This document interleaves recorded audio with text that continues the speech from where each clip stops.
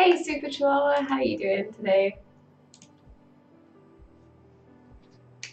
Ooh, I just got to post really quickly to Instagram that we're live, but I hope everybody's doing well. For everyone on... gotta stop hitting my headphones off my microphone, God.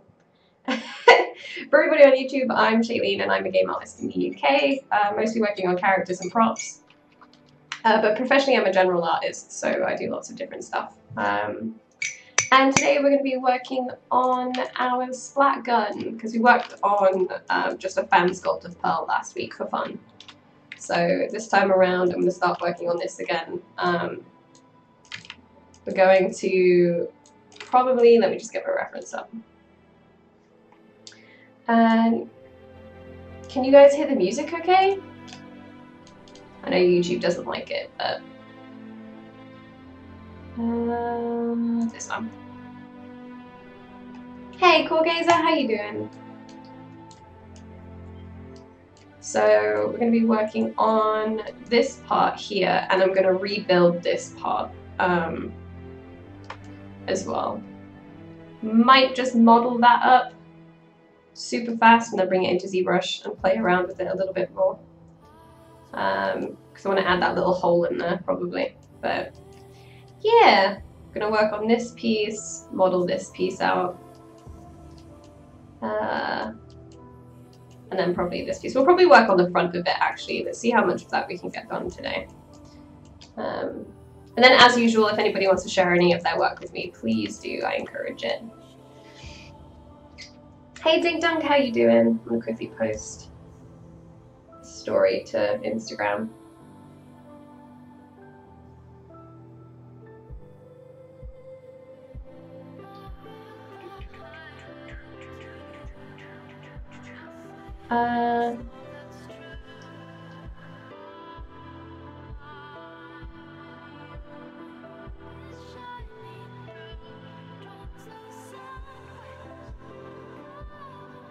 There we go. Done. Alright, who's here? Cool Gazer, Bill Bubblegum, Dink Dunk, Kenyon, Zacharon, Robbie, how you doing? Drab, hello. Hello, Zolly. I'm trying to get you... Okay. Today I was like, I'm gonna quit dairy. And I love dairy so much. I love it to my core. So I bought coconut milk today. And it's in my coffee. And I'm not sure how I feel about it yet. I need to get used to that. Like, it definitely changes the taste a lot by being in there. Not sure about how I feel about it, but we'll go. We'll keep going. Coconut coffee? I know I'm light. But yeah, I'm not quitting it 100%. I'm cutting down my intake of it because I literally, if somebody asks me if I want a drink, 9 times out of 10, it's, oh, can I have a glass of milk? I will just drink glasses of that stuff. So I'm trying to cut down on it quite a lot. And I'm very, very afraid to try stuff like coconut milk. Not coconut milk, like almond milk or anything. I think inherently in my head, I think it sounds gross, so I won't have it. But you know.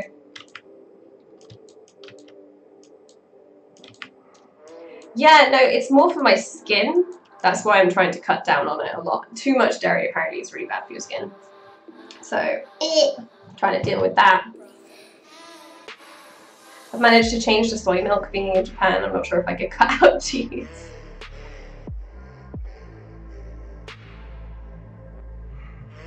Yeah, see, that's the thing. I'm sorry I've turned the ZBrush stream into that, but apparently cow hormones is what's really bad for your skin. So that's what I need to cut down on it. But I can still have dairy, but milk is the problem, I guess. Just have half a liter of milk for breakfast. That would be me, bro. I don't know what to have for breakfast anymore because I can't, I'm trying to cut down on milk. I've cut down on sugar. I need to cut down properly on sugar because my cut down was, I'm not going to have it in my coffee anymore. So, what we're going to do first is I'm going to really quickly build this shape just because I want it to look a very particular way. And I'm much faster in Maya, so I'm gonna very quickly do this.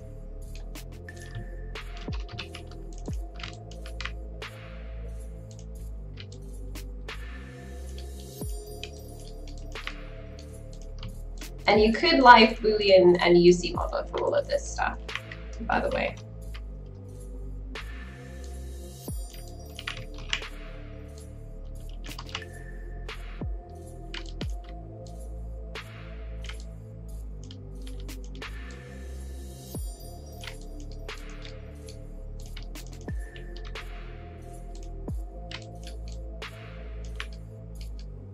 I'm just going to super quickly just do it in Maya. And then bring it in.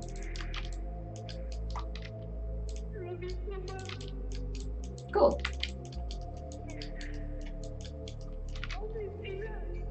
Did something happen to your mic? No, it's a little bit further away from my face, I guess. Is it echoing? Okay. I'm not quite sure what to do about that, but I haven't changed anything. Do I sound different? Uh-oh. Is it a bad different? It might be because it's too loud. I don't know. I don't know. I didn't do anything to it. Let me check the... No, I think the gain is all the way down. I don't know. How about now? How does that sound? Does that sound better or worse? Because I'm messing with the gain at the back now. But, oh my god. There's like rain and stuff, and the internet's really bad today. Sounds like the walls are reflecting. Okay, maybe I'm just shouting. Maybe I should just stop shouting.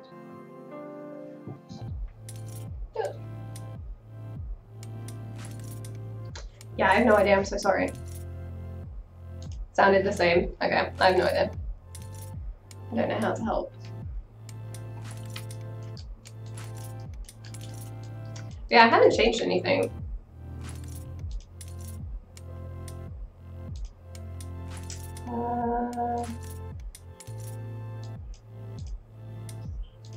Oh!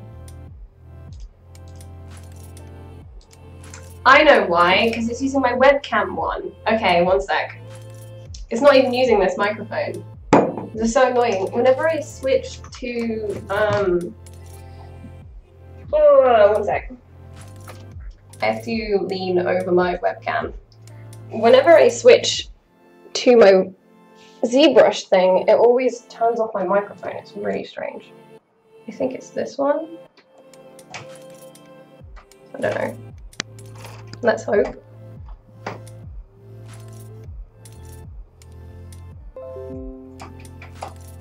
I guess it doesn't matter if I unplug everything. Edit. Settings. No. Okay, one sec. Trying not to knock over my coconut coffee.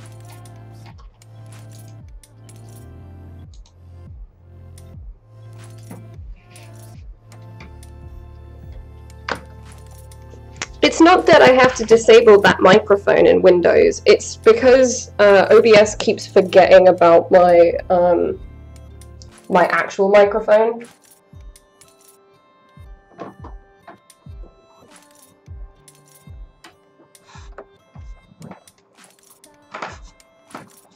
Just gotta find out what cable it is. This one. Aha. Oh.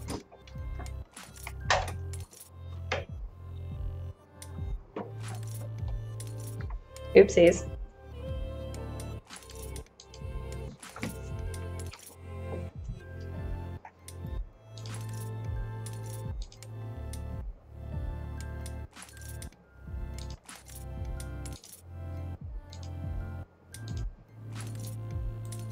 Got it. How does that sound?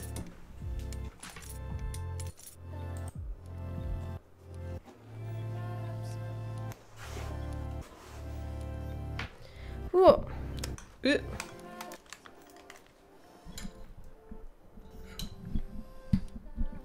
Now I can move it further away from my face. How is that? And I'm really sorry, the internet for some reason is being really bad and I'm dropping frames. I don't know why. I'm not downloading anything. I think it's the rain. I hope we can... I hope we can be okay. Reverb gone? Nice. Okay. I'll have to... I had a similar issue with my 5 mic. If it's disabled, I won't have any choice but to use it. No, it's just OBS doesn't even open up my Yeti microphone as an option. It doesn't even know that it's there. I have to unplug it and plug it back in for it to then be like, oh yeah, by the way, you have a Yeti mic. But yeah. Ugh. No, it doesn't do it when it's a thing. So I'll move that out just a tiny bit more.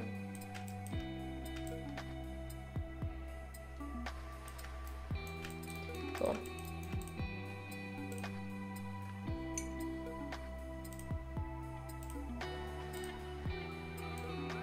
Oh, it is there. I was wondering where it was.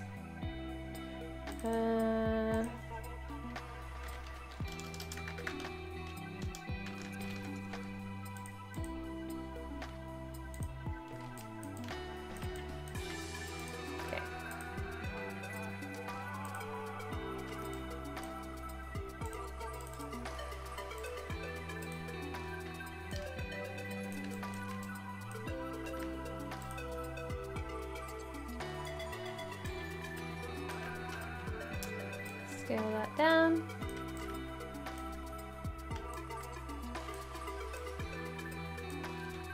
Turn off perspective. I'm gonna flop it right there.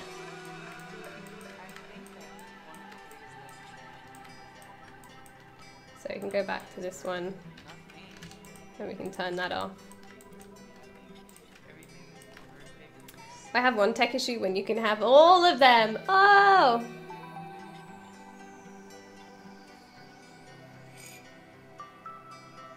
Could learn some lessons in appropriate webcam disabling. Yeah, well, it's because I literally had to like get on my knees on my desk. And I was like, nah, none of that, please. Thank you. Ah, I can't get used to that coconut thing.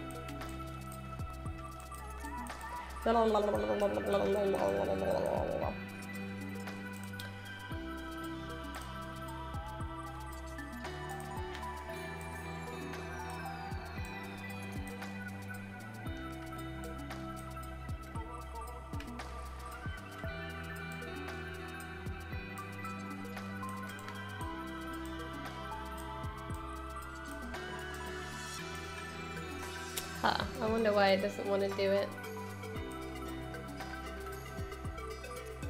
0 subdivs, would you like to do? Yes. Is there anything in there that's funny? Normally it doesn't want to bevel something because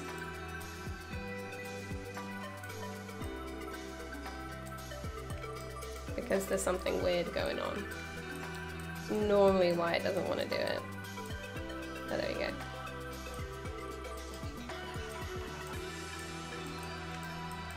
Press D for dynamic subdiv. Yes, skip that note.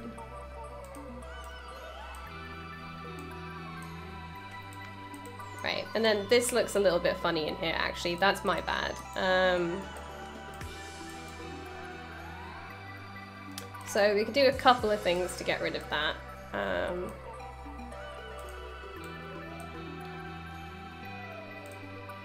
And the main one is mainly because there's probably some kind of shift here. So if we insert an edge, single edge loop. Oh, okay, so that's probably something funny in my geo then. And that's why that's happening.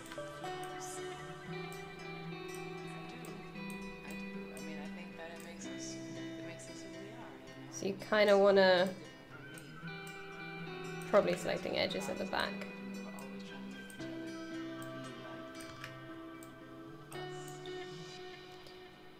Just want to kind of reduce that as much as I can. So you can't really see it, see? So you can have funny geometry as long as it's in this like on a flat surface. If it's on a flat surface, then you won't really notice. But anything other than, you're gonna notice it.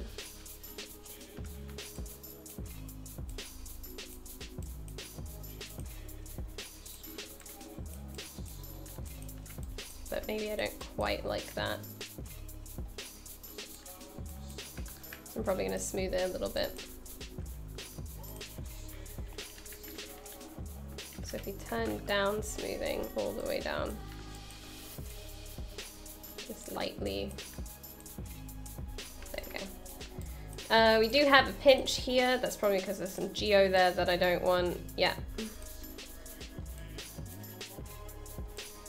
So that's probably to do with my Maya file. Let's have a look.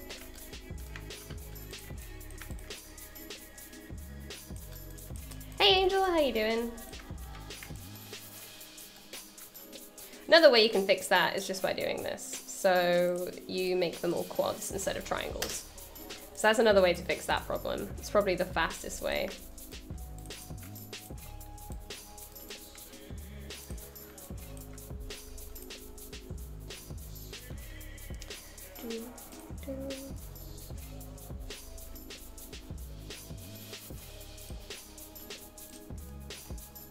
What I have it at 0.1.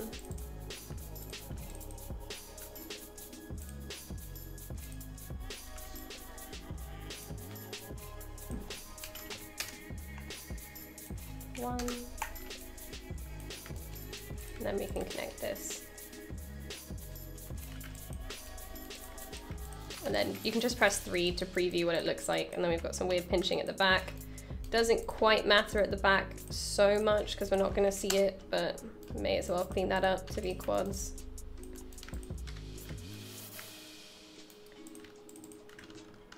Actually, I'm going to connect this all first.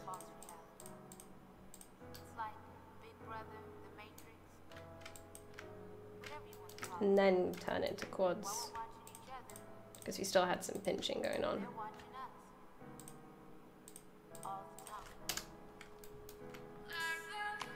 Yes, you can punch the hole using Booleans, definitely. Okay, that looks much better. Let's do it again. So I'm going to use Booleans in a second. So all the holes around it I'm going to use for Booleans. There's a couple of different ways you can do it. You can do it with, what's it called? So you can basically create a micro mesh all the way around, or an array. So you can copy one and then array it around by using stuff like that.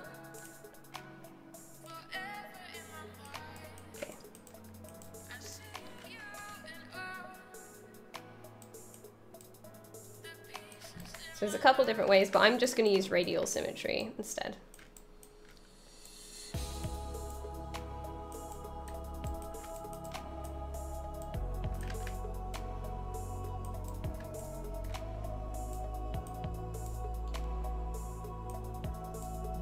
And then I'm going to Boolean it out.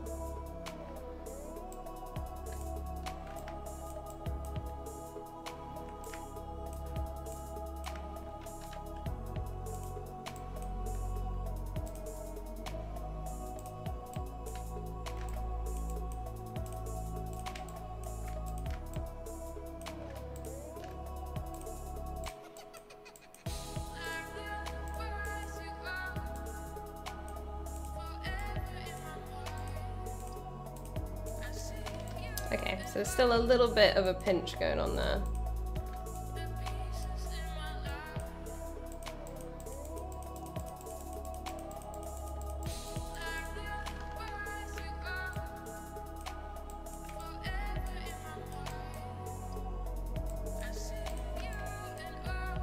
Don't know why dynamic's not working. Oh right, because I've got smooth all the way down to the bottom. There we go.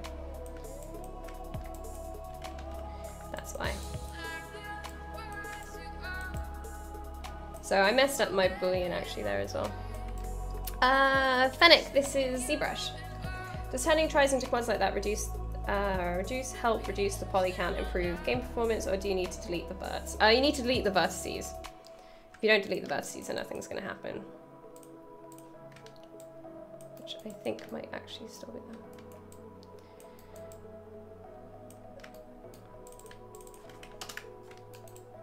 Change my mind. I'm going to do that in ZBrush because I can get much nicer ones. Actually, no, I can just delete those. Okay.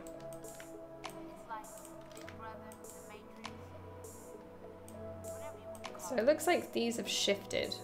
So I'm just going to delete them. Go to delete edge loop complete.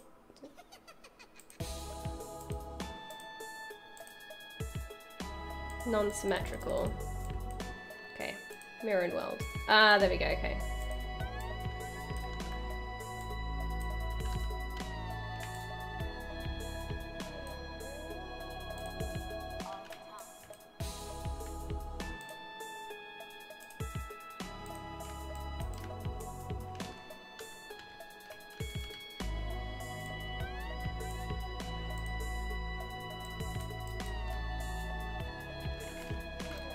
Brush, delete that.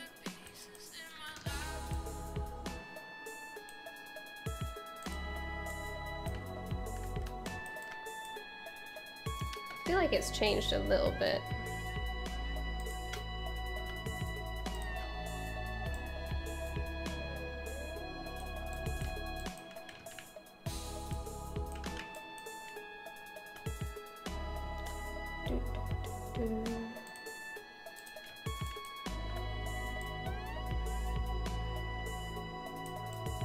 There you go, just scaled it instead. Okay. And then it's definitely smoothed something out when it exported it, because these didn't look like that before. Let's insert a single edge loop.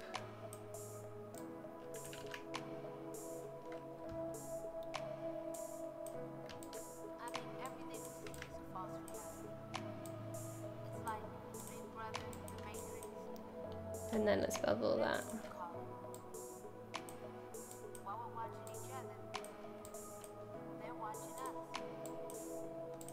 Okay, that's looking much better. Not sure if it's chunky enough though now that I've done it. Maybe I want to make the interior a little bit smaller. So we could...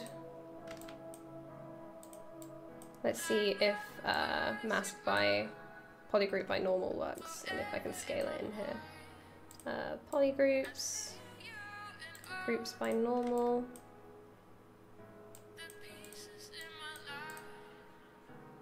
It's a bit too. There you go. Grab this and this.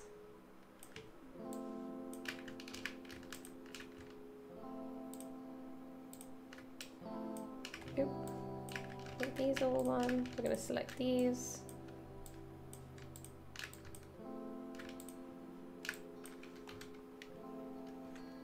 And snap it to that point. Actually, no, we should then bring it forward, actually.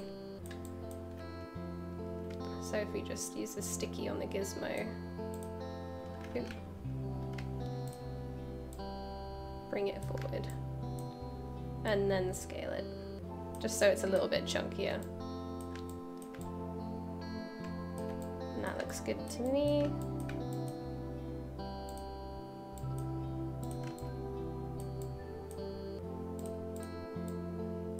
Okay. Probably just want to sharpen that inner edge again, and then we're all good.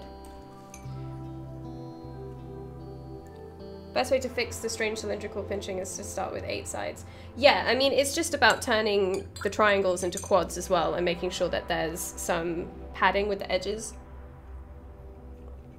Because the whole point of it is that you're stretching triangles, and then when you smooth it, you're stretching them even more, which creates pinching. But if you just create like enough padding to begin with, then you'll be okay. Bit of a bevel, and then I'm probably going to delete that edge as well. I just want it to be flat. I want to make sure I'm not adding any unnecessary form there that I don't need. Then I'm probably going to slide this edge to kind of fence in this one to make sure that it's nice and sharp. Not watching the stream. Yone, how you doing? Yone, I bought coconut milk. Are you proud of me? It tastes weird. Okay, turn dynamic back on. See how it looks. Cool. I am pretty happy with that.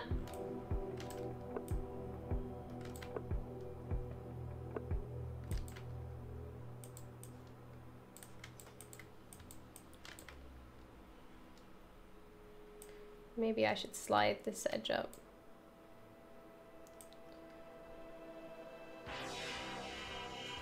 I hate the taste of coconut milk. I know, I was like, will I like soy milk? I don't know. Maybe I'll switch to soy.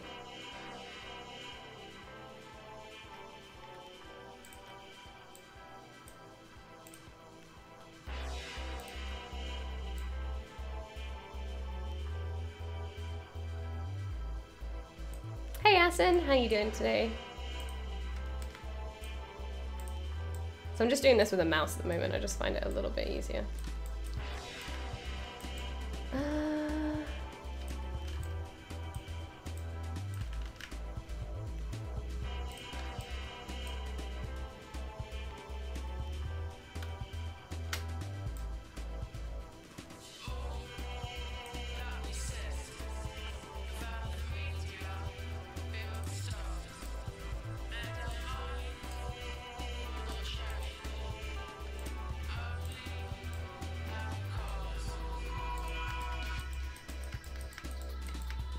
Yeah, okay, cool. I'm just using a little bit of ZModeler. I don't normally use a lot of it. The best person if you want to learn stuff like ZModeler is probably Mike Pavlovich. He has loads of really good tutorials on his YouTube and also on his Gumroad, so if you really want to learn that stuff, he is definitely the person to go to. Alright, and then what we're gonna do is we are going to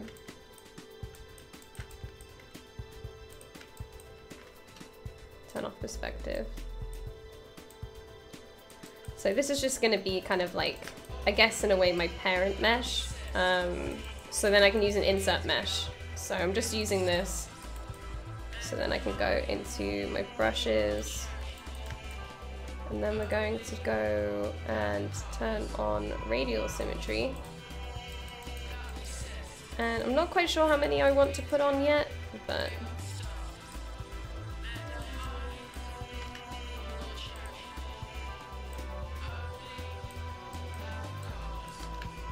oops. I tested this out earlier. So it's just facing the wrong way, that's all. You want it on C. There we go. Alright. So I'm just going to use Radial Symmetry to kind of Boolean in these holes. To do that, I'm just going to move this up to the top along with this, and we're going to make that a start group, and then make the block in a start group as well, and turn on auto collapse. So then we can actually Boolean this stuff out.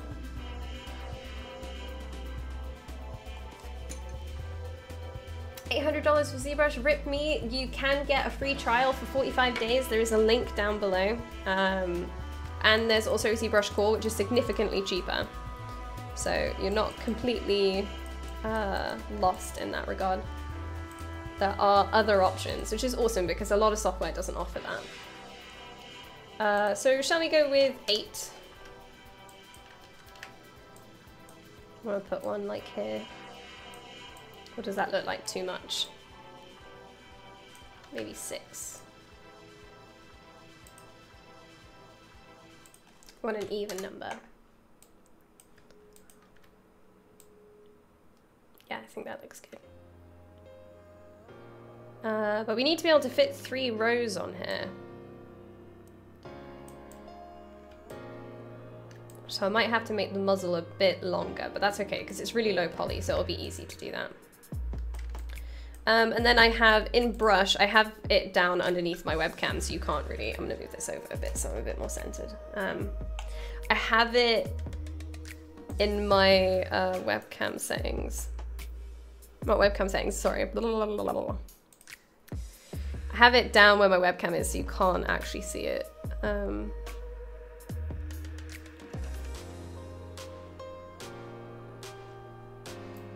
But I basically have my embed settings, which I can't remember how to find in the menus because I've had it out of it so many times. I think it's in drawer.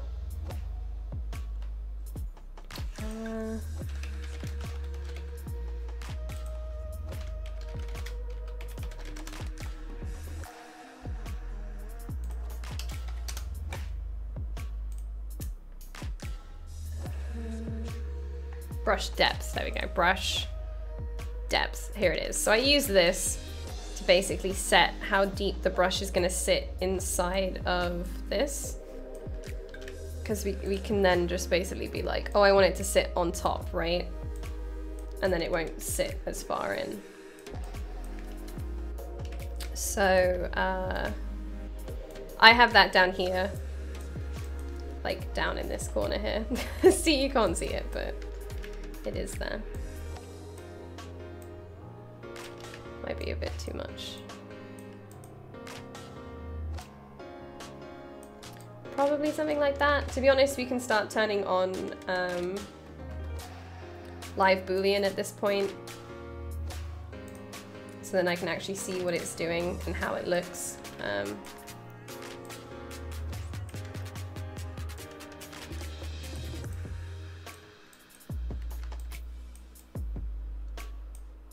just gonna turn these off, just so my computer doesn't die. So we got 1, 2,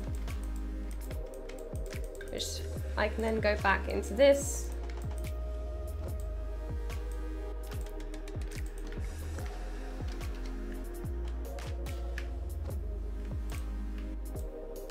And I can just make it a little bit longer. And then we can just reorientate this, and then we can move this stuff across as well. Turn off the masking. We want to make that dynamic again. So yeah. And because these holes in the concept, they don't look like they go all the way through, because you can't see them on the other side. I think they're just there to look cool. They're not there for anything else. But I think I might just go with 2 rather than 3. I don't know. Let's draw another one on.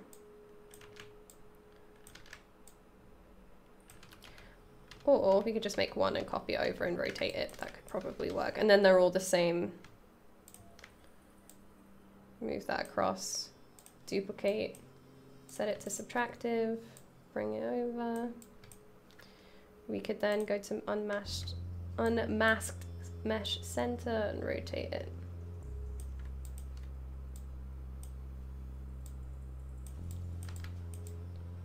Cool. Aren't they air holes? Yeah, they are, but looking at the design, it doesn't go all the way through. I think they're just there to look cool now. Like, I'm not sure if I want them to go all the way through because I really like the stripes inside. Doesn't look like they go all the way through here either. They just made it pink. So it's just there to add visual interest. It's taking the design of, it's there for ventilation, right? It's taking that design but then using it in a different way. So it's not 100% practical, but it's there, if you get what I mean. It's based on the real deal. And then I might have to scale these down a bit actually, because they don't quite fit inside the same.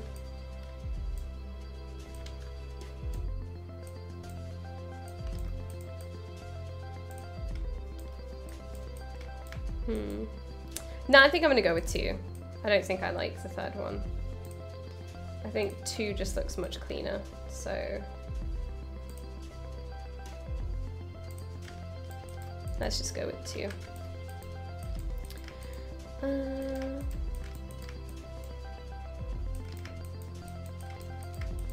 And then I'm gonna throw smooth everything off as well at some point. So let's make sure we turn on dynamic subdiv and then make Boolean mesh.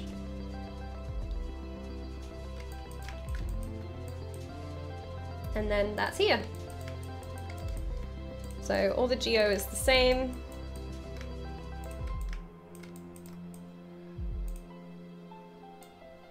Actually, I'm not going to smooth it.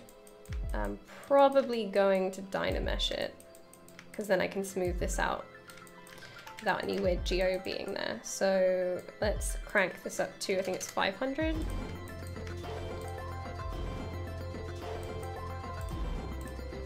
And then we're just going to polish it.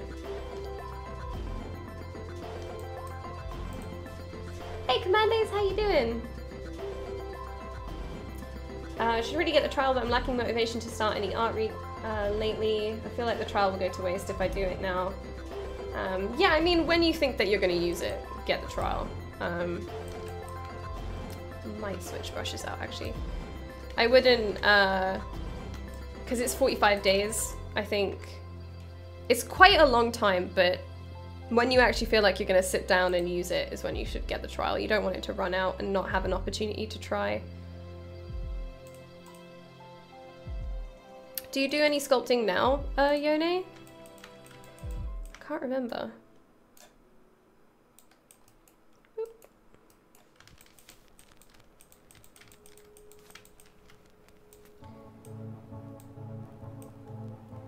So, where's deformation? There you are. And just polish it a little bit.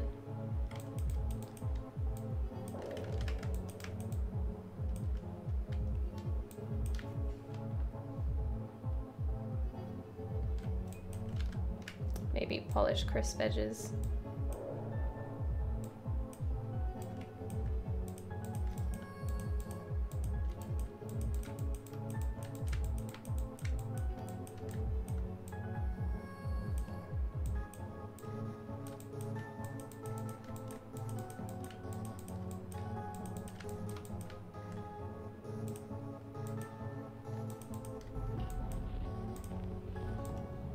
Oh, okay. Can't mirror and weld.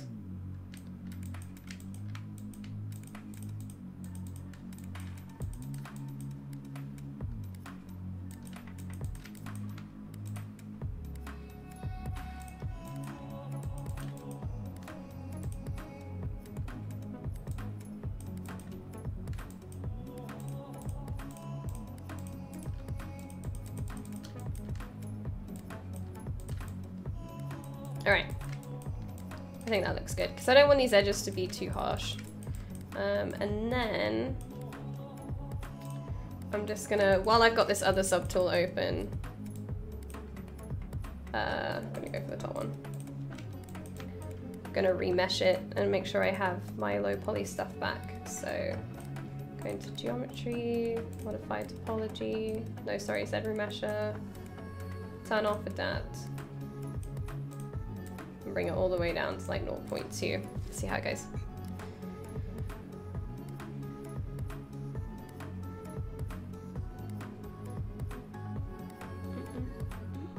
A gun can have a flash suppressor and a muzzle brake. These are muzzle brakes used to stabilize the bullet by redirecting the escaping gas. So realistically, they do go through.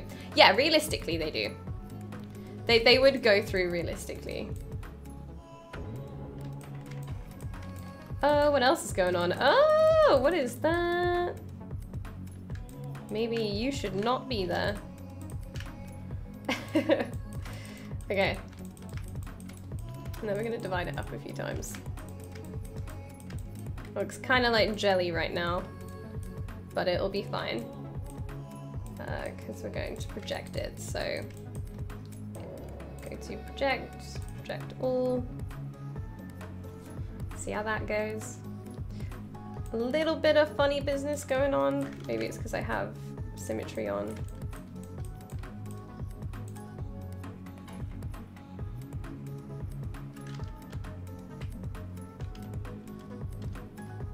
I think maybe.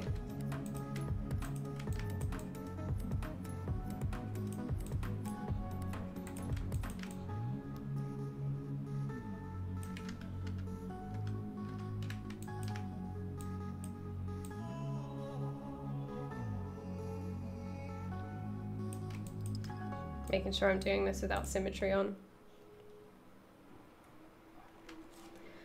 Hey Rui, hey Wavy, I like the bacon wings.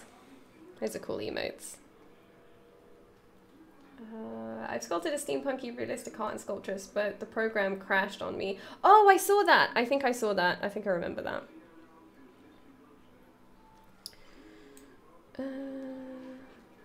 Okay. Let's try again. Yeah. Huh? Check your messages. I asked you a question.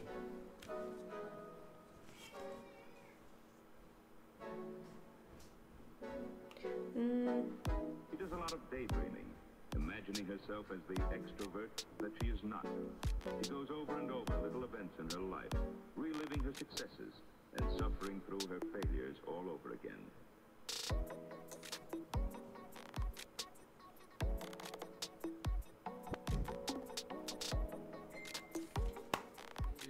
Hey Evil Emperor, is the UI you're using available to download? Yes, it is.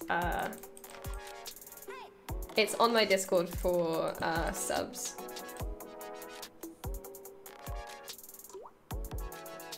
Did I click it? I did click it. Young adolescents appear to enjoy utter uselessness. Oh, is it because I have stuff masked? Give them a satisfaction they couldn't get any other way.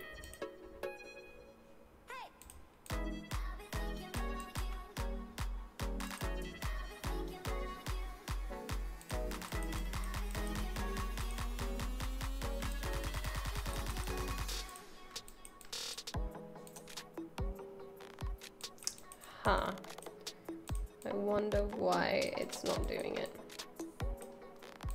Is this masked at all? No?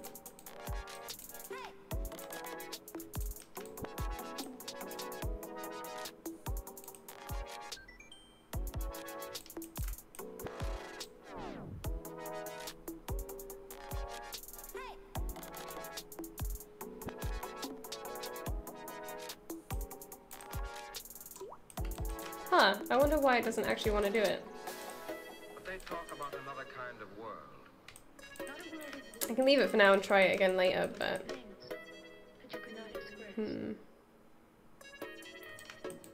It's strange how some printed words can evoke emotion. I don't get why it doesn't want to do it. Sometimes it's... I learned that with DynaMesh, it doesn't DynaMesh again unless you've made a change. I thought, is it masked? But it's not masked. How does it happen? Nothing's hidden. Nothing's masked. On this one, nothing's hidden. Doesn't look like anything is masked.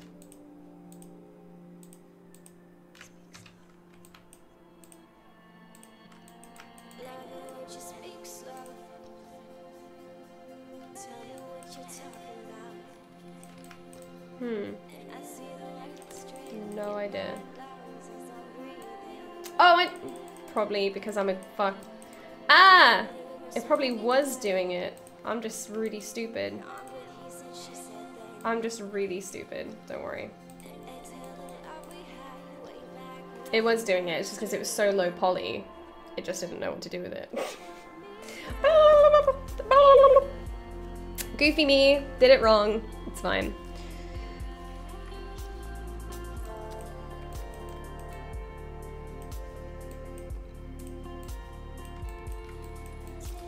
There's gotta be some funny business in the shell somewhere.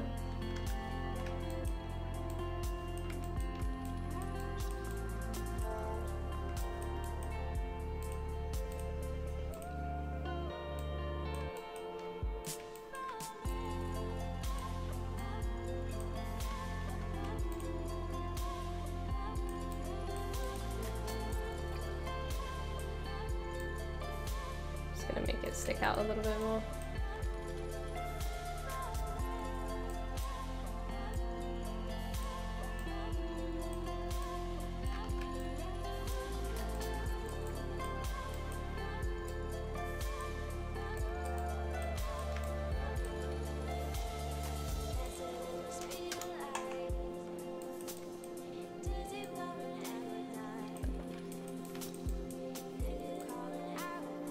Try it again. Yes, this is the muzzle of a gun. See how this goes. That's looking a bit better. There's a little bit of a bullet there, but cool.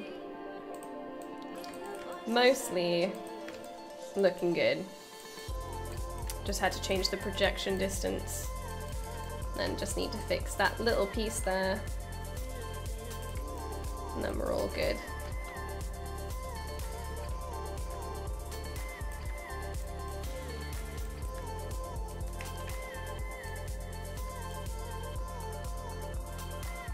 Don't know quite what it's come from.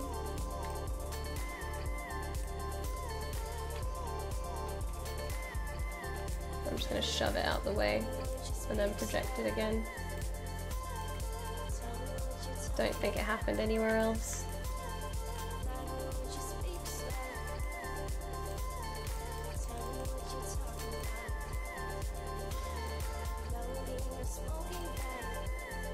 Do it again. Put on X symmetry instead of radial. No, I think it was just the projection distance. Where did you find out what all these functions do? Just by using it, really. That's the only real way. Just gonna smooth out the geo, I'm not quite sure.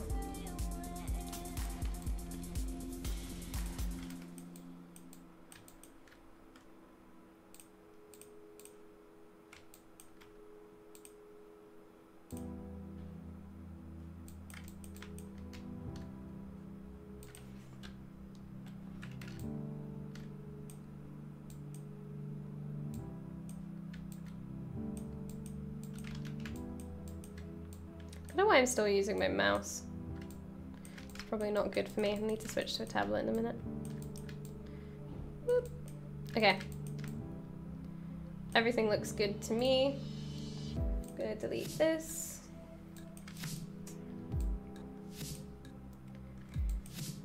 And this is UMesh. I probably can delete this as well. Anything that's UMesh is the Boolean mesh that you made. So these can just go, they just end up taking up space as subtools.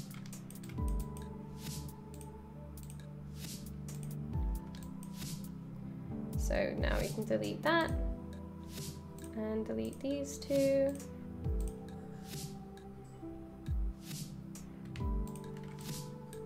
Show all of this again, which is upside down. And then we're going to append our UMesh, which is this one. Boom, done.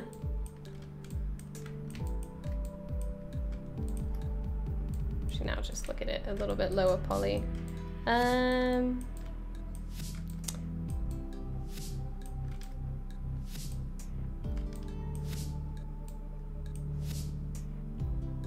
Just gonna move this up so it's in the right group.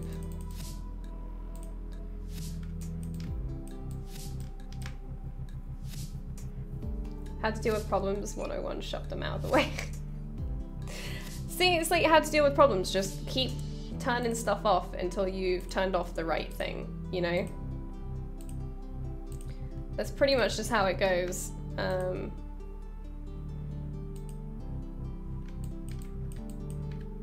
This is the old one, so I should delete, it's this one I want. But yeah, that's kind of how you debug stuff.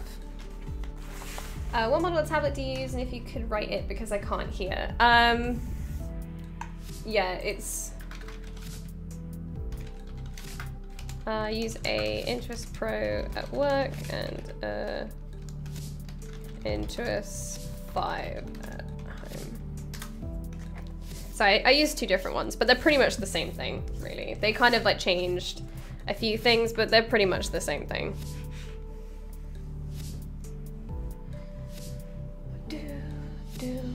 Do.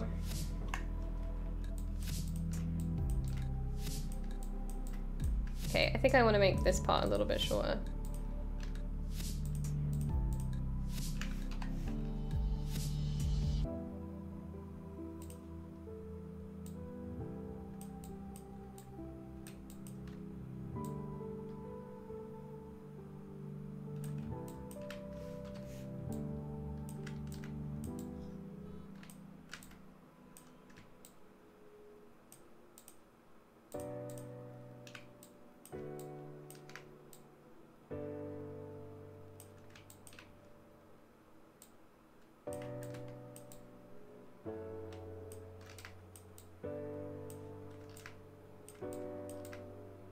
No, you can't buy the 5 anymore.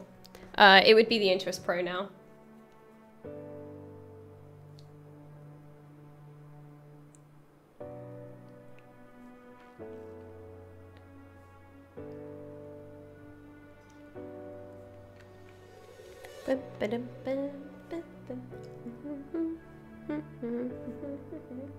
Where'd I put my pen? Oh, there it is. I was really worried then. It's like, I don't have my pen anymore.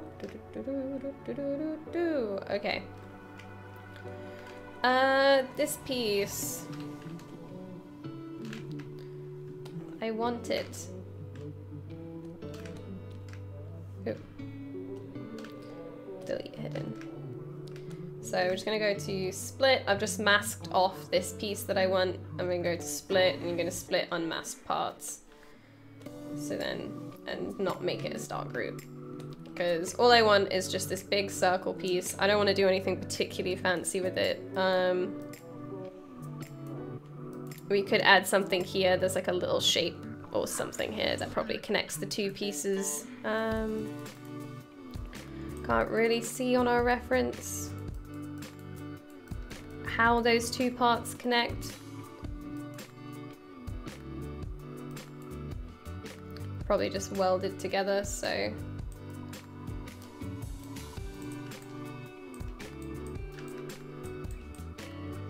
So I want this part and this part, so. We grab the handle. Sorry, I don't speak Russian, Craypost. Okay, so because this was just a base shape, there's loads of geo that I don't need. So we're just gonna go in and delete these.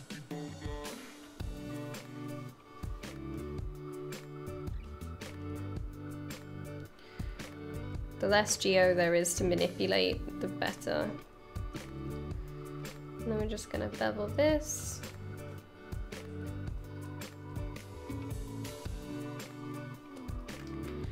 All the way around. And then, because like I said before, if you have stretched triangles, you're gonna have a problem. So you wanna make sure that you're reducing that as much as you can.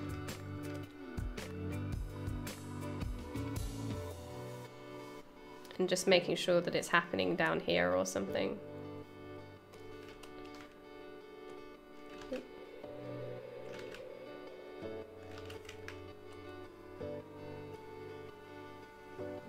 So you can't see.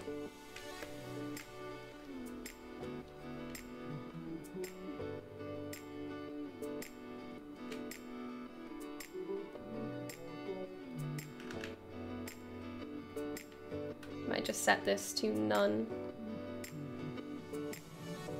Pretty sure there was a none option. Yeah, do nothing, there we go. So don't accidentally click on a face and do something about it.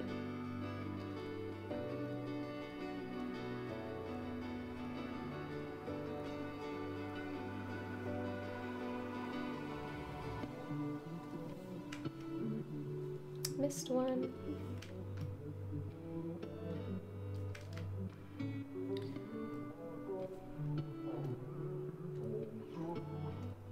So I haven't set up right click navigation. I should do, because that basically means that I can still rotate while really close in the mesh and I don't have to go to the document border to do it. But I haven't set that up. I keep thinking like that is definitely something that I need to do and I just haven't yet.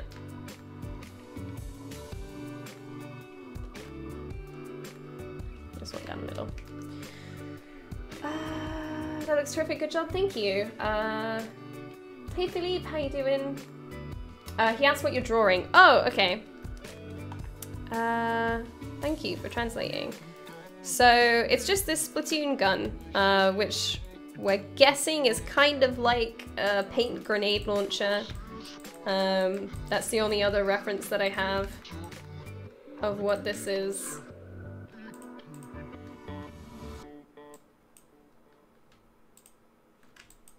So that's what we're making right now. Look at the video of how the grenade launcher is related. In the game or a grenade launcher in general? Because in the game, what we're saying, I think what we decided in the concepts was, where is it? I drew it out. I think what we decided is that this piece comes off. So this part swings out, if I can grab it. So yeah, I think what we decided was that this part moves out of the way somehow, so then you're able to get this out, and then you reload like the whole thing. Or this part clips off, because that looks kind of like it should rotate. So we could say, without this part, make all of this one group.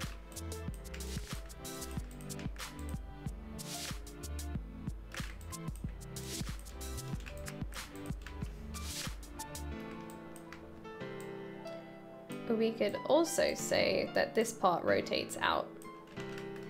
And then it goes in that way somehow. So there's a couple of different ways that we could get the whole thing in there. I guess that this part must have to rotate this way. But yeah, not sure, not quite sure how it gets in and out by the design that they've done. Because if you look, there's like these little clips. These little clips at the top, so it looks like this piece does clip in and out of this piece.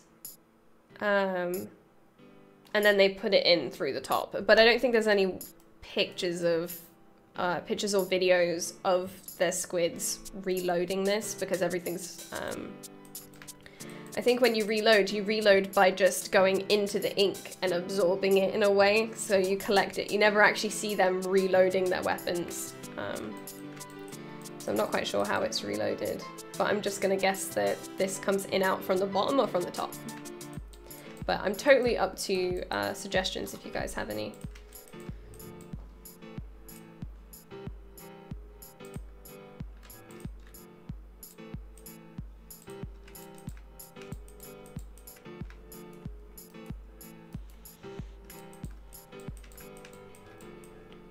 So it looks like there's a little something here. We can add like, almost like a stretched semicircle. Sucks in from the muzzle? Yeah, maybe. I found a video? What? Oh, it's not the same thing. Oh, but it's this weapon, okay. Oh, interesting. Okay. I am going to like this so I can see it later. Interesting. Oh my god, that's massive. Okay. Alright. I guess the only... Oh no, the whole front goes with it. Okay. I was like, what about how it connects to the front? But, So the whole piece turns. That's interesting.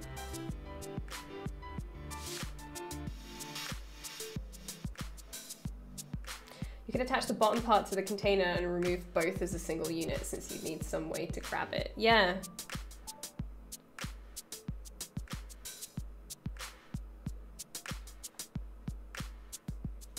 That is a grenade launcher. I know, those are massive. Okay, so I'm thinking.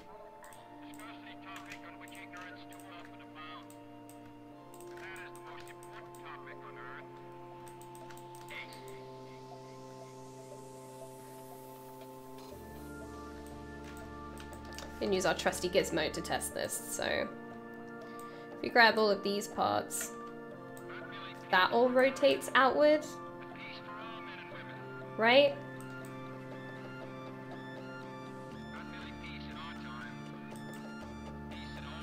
That's kind of what it does, right? That whole part rotates out. So what I'm thinking is this part is attached to this part here, which is this part here. And then this piece at the top here stays in place because you have to clip it off maybe and then rotate it out. I don't know. We'll have to, we could actually do, I can't unselect the top piece because it selects by subtool. I could mask it, but that top piece should definitely stay where it is. If I just go to this and then inverse the mask and then go back to Gizmo. Kind of like that. So it goes like, whoop. And then you reload it or something. But yeah, what we could do is when it's game res, we could do some animation tests and test out how we're going to do that, because that would be interesting. But if anything, this stuff should move like out of the way.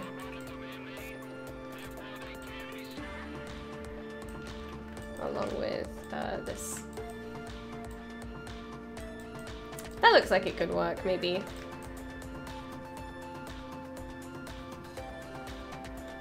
It would have to be that you see this square here would be on something that would rotate. But yeah, you could basically just crack it away, shove it back in, put it back. That could work. Interesting.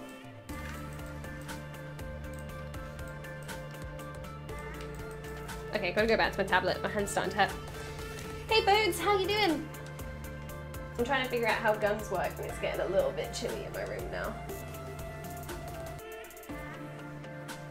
How does my cardigan work? I don't know. That way. Ooh.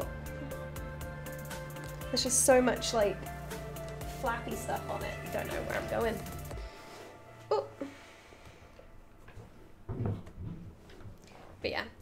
So it could be reloaded that way. It could also be that because it's squid territory and they have to go in the ink to collect more ink, they could suck it up in the muzzle as well. That could be another way. There's a couple of different ways. Maybe put the hole or tube at the end of the container to refill it with ink. What's Junkrat's thing?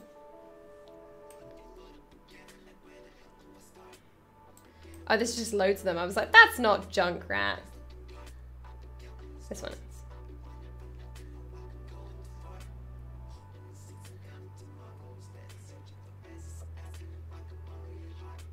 Yeah, that would be cool.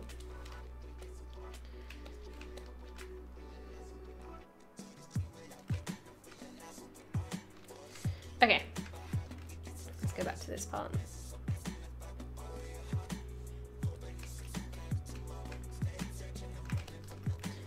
So I'm imagining that these two parts are connected.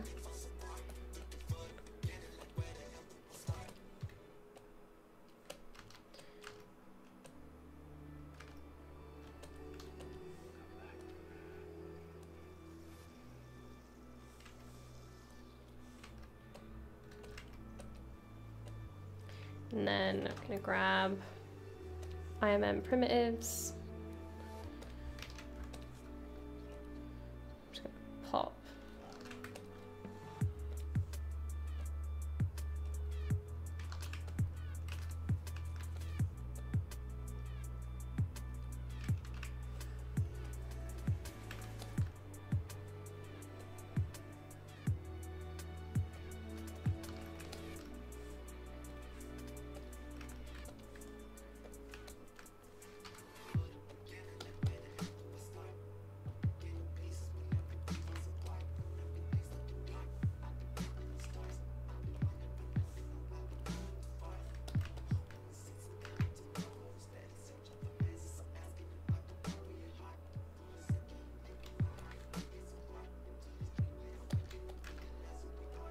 So I'm just going to add something like this that just kind of connects the two parts.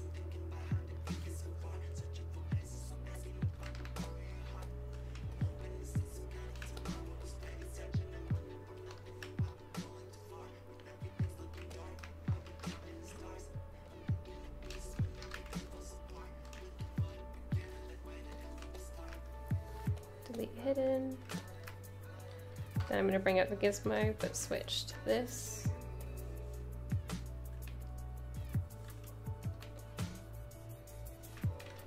Make sure we're on move.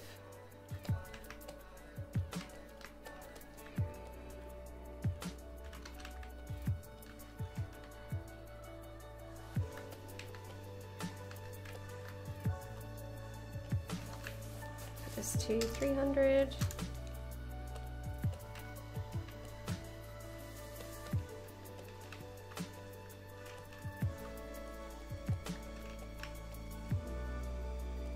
Maybe up to 5.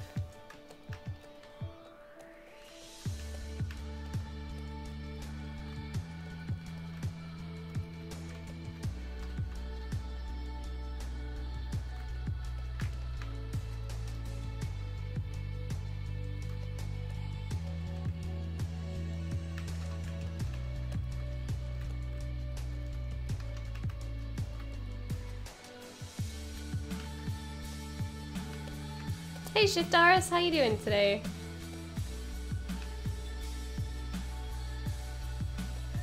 Oh, upside down. Then maybe we could add a screw in here. That would be cool. I'm just trying out some different things we could do to add some interest to this. So what we could do, so where is this on the list? We're gonna bring it all the way up and make it a start group. I'm just gonna try something real quick.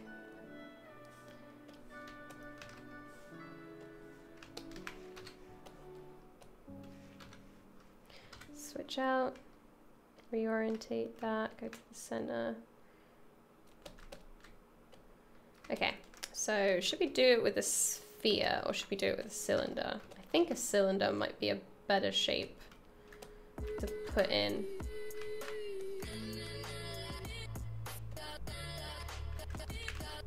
Yeah.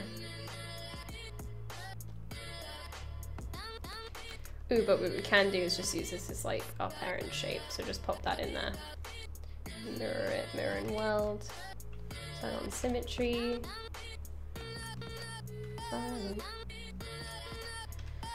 Where is it? IMM primitives. I think I'm gonna make this.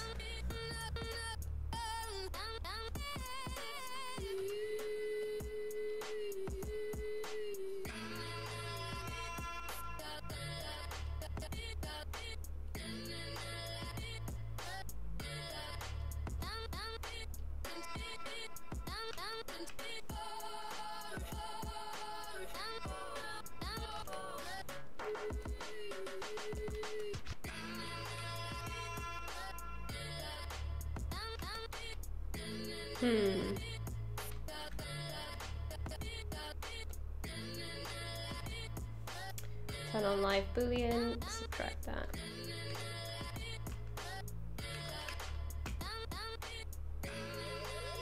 Not sure if I should do it like that. That's normally how you see it.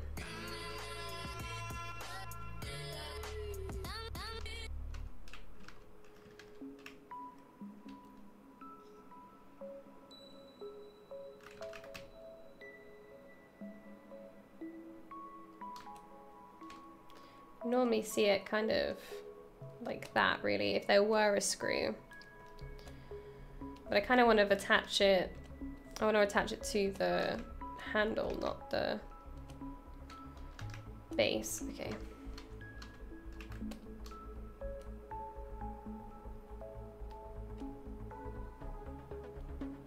Could do it at an angle, maybe?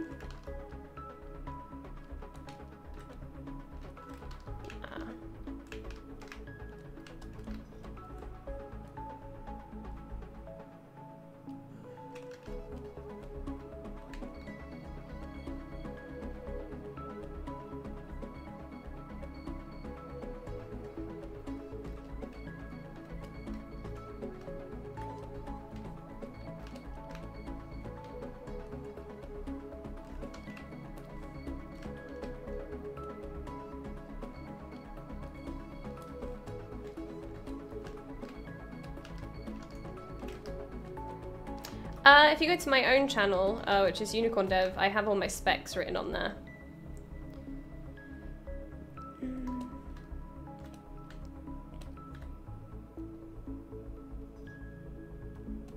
Maybe something like that? Can't make my mind up. I need to make my mind up.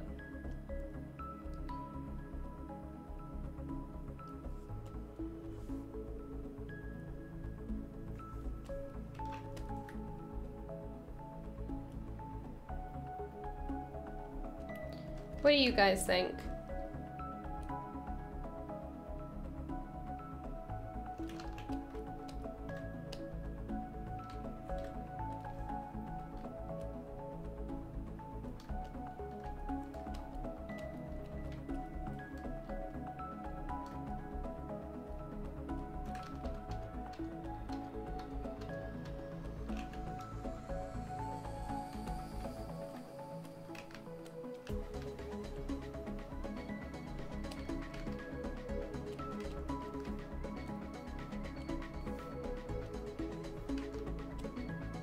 Nope.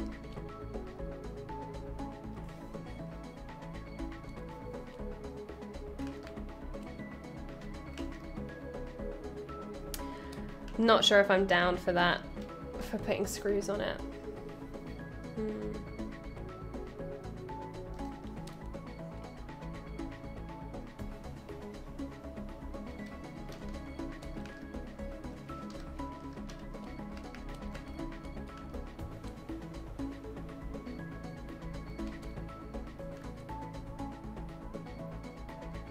From an engineering point of view, the screw would go into the plate. Oh, okay. Okay, I can do that.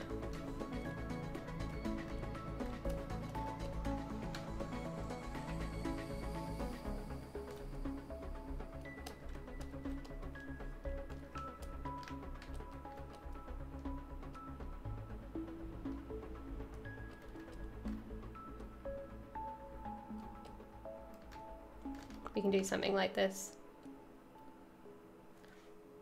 Did you use Shadowbox to make the handle? No. To make the handle, I built it out of several boxes. And then I DynaMeshed them together and sculpted it, actually. I didn't Shadowbox that. That's been sculpted. Right, because that shape just looks much more pleasing to me, so I'm happy to use that. If we just turn off live Boolean for a second.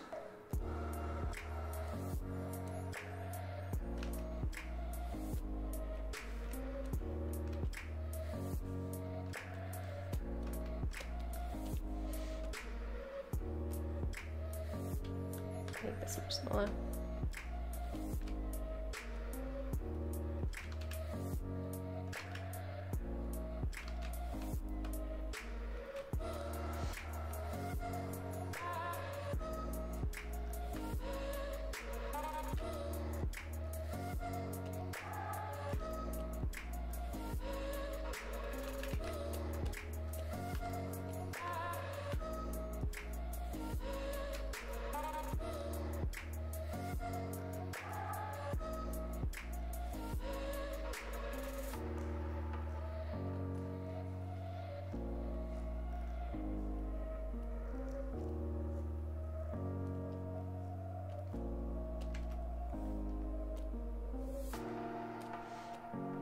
There we go, that looks much nicer. Okay. Something like that, and then we can stick a screw in here.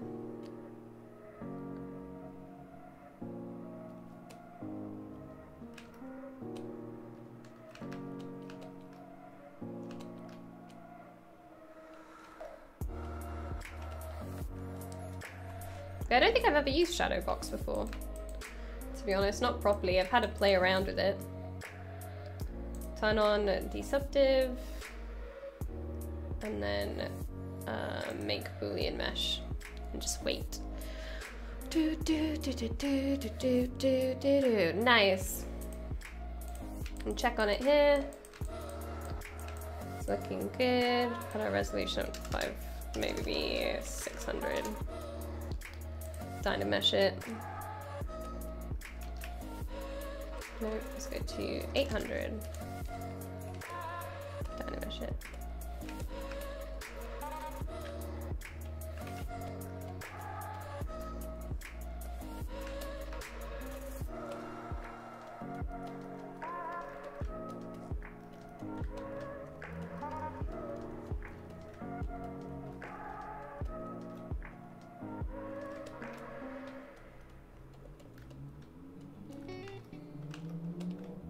Kind of want to blend out this top edge.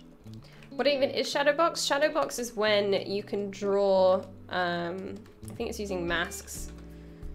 You draw on a box from each side, and then it'll create a 3D mesh from it. It's really cool if you want to do like some really complex shapes. Yeah, it's kind of like that.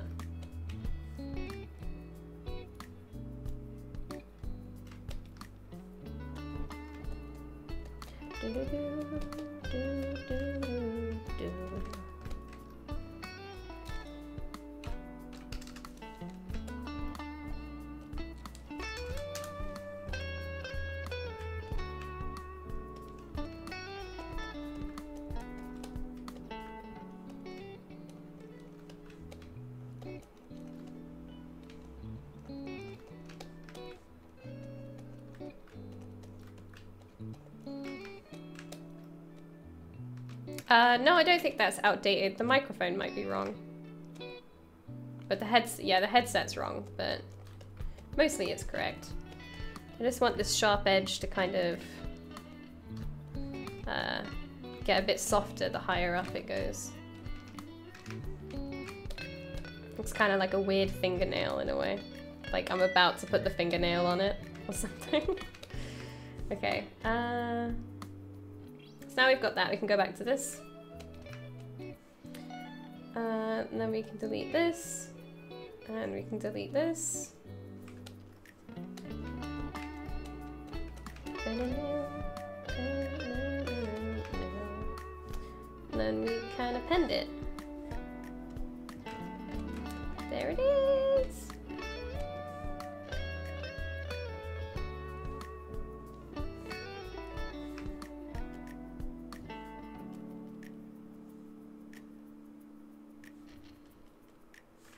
Now, I don't know if I want to, yeah, I probably want to. I'm gonna DynaMesh it to the big plate as well. So would you say, Bubblegum, that this is attached to the handle or that it's attached to the plate? Because you said it's screwed onto the plate, so I'm guessing it's more feasible that it's attached to the handle.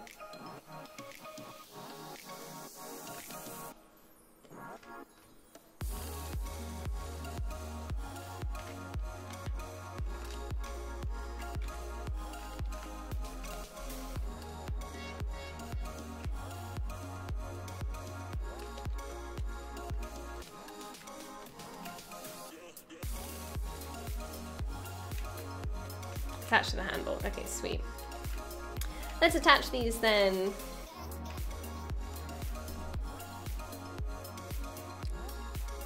Then we're gonna make a screw as well. So let's get a picture of a screw.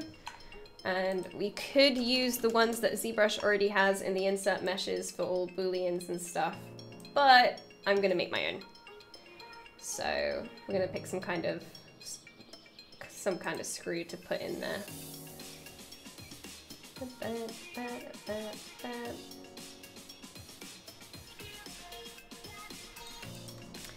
first, we're going to DynaMesh these two things together. So I think the resolution for this is pretty high. That's why my computer keeps chugging every time. So I'm going to take this. I'm actually going to move it out of the group. And come back to this as well, move that out, make them a start group, just so I can ignore these two and I don't have loads of subtools visible. So I'm gonna move this up, make that the start group. Actually, no, there's no point in making it a start group, actually. I'm just going to sample that color. Most times it would be a cast, I think. Okay.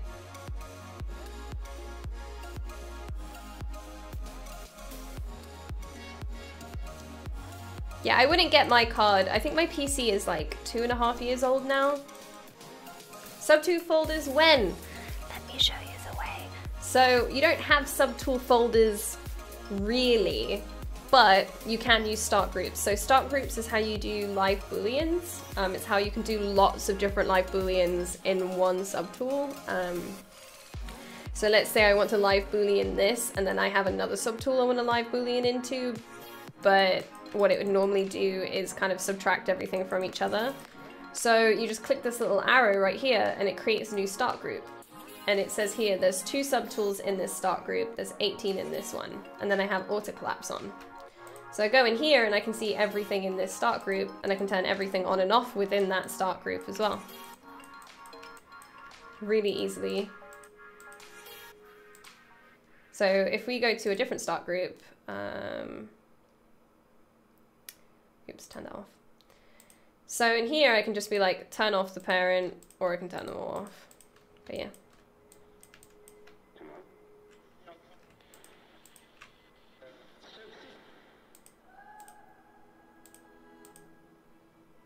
Yeah, you gotta have auto collapse on though, to get it out of the way. Yeah, this is on the latest version.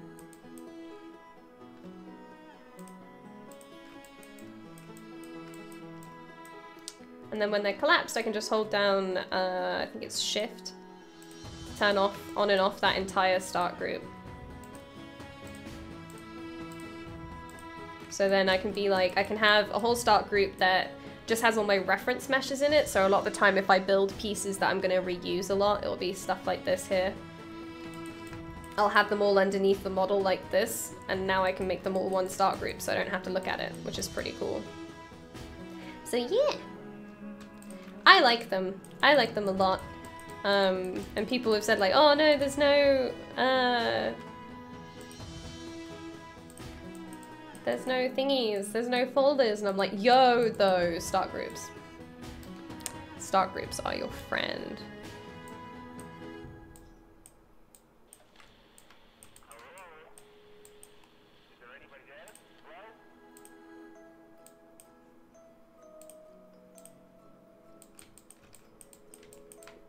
All right, this probably has to be quite high, so we're gonna resave this. So, this space fascinates. All right. Going on forever. All right, 8 out of 8 start groups. Yeah, they're called start groups, but yeah, it's kind of like, it's grouping. You're grouping up subtools. If you keep on asking, So I prefer that. And then you also have in the gizmo, if we turn this group on. it hasn't got a flaw. So in the gizmo, you can set like all selected subtools, and then I can just grab subtools and move them around. But it doesn't. So they all don't have to be in the same subtool. I can just grab, let's say like, oh, I want to grab these 2 things and move them around, which is really cool. Because that's normally what you would use like grouping for, is that you'd want to select several groups and move the whole thing.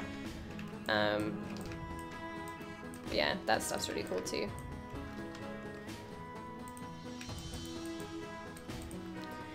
Alright, resolution's gonna have to be quite high. Let's go 1500 or something. And then fingers crossed. Let's see how that goes. Oh! How'd it do? Pretty good. Just want to smooth that out a bit, but yeah. That was pretty fast too, actually.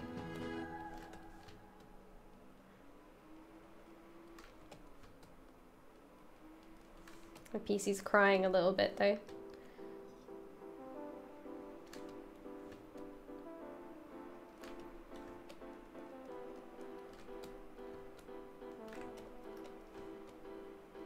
So I'm just going to smooth this out as much as I can so they look like one piece.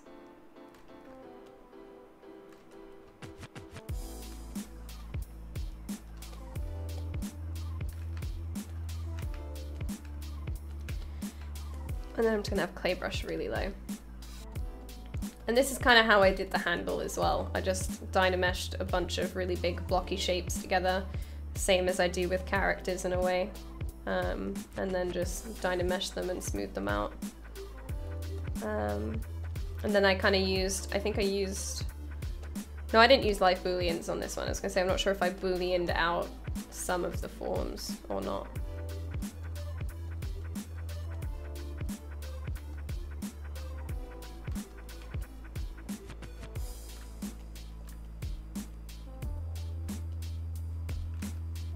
Here we go.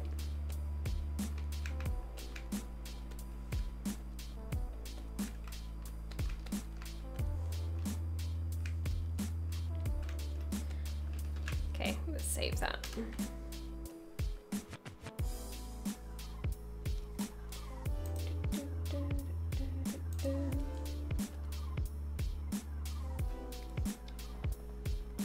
Okay, we're good. I was so worried it was crashing while I was saving it. Just like, no, please don't. Because that would suck. Alright, what kind of screw head should we use? It's very, very shifty to be writing the word screw, but... can we type in like gun screw? Is there any one particular? No, okay, that's not what I'm gonna get. Okay. We could just go... I doubt it'd be one of these. It might be more of like a nut or something. Maybe something more like that we would see. Let's try and look at maybe like gun close-up. See if you can see any. Yeah, there you go. Just don't research spreader bar. Oh my god, I'm guessing that's from experience. Okay, yeah, it's just one that's straight across. That's easy enough. Just one of these. So I'm just gonna grab that. Industrial screw, is that what they're called? I'm really bad with people's names, let alone names of screws. Let's see if we can find...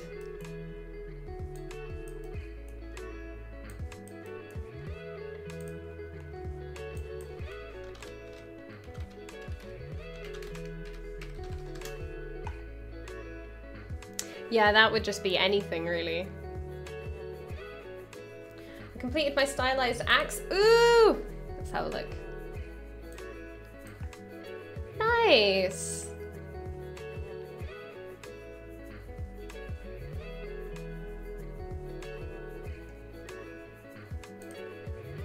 I like it when there's viewers.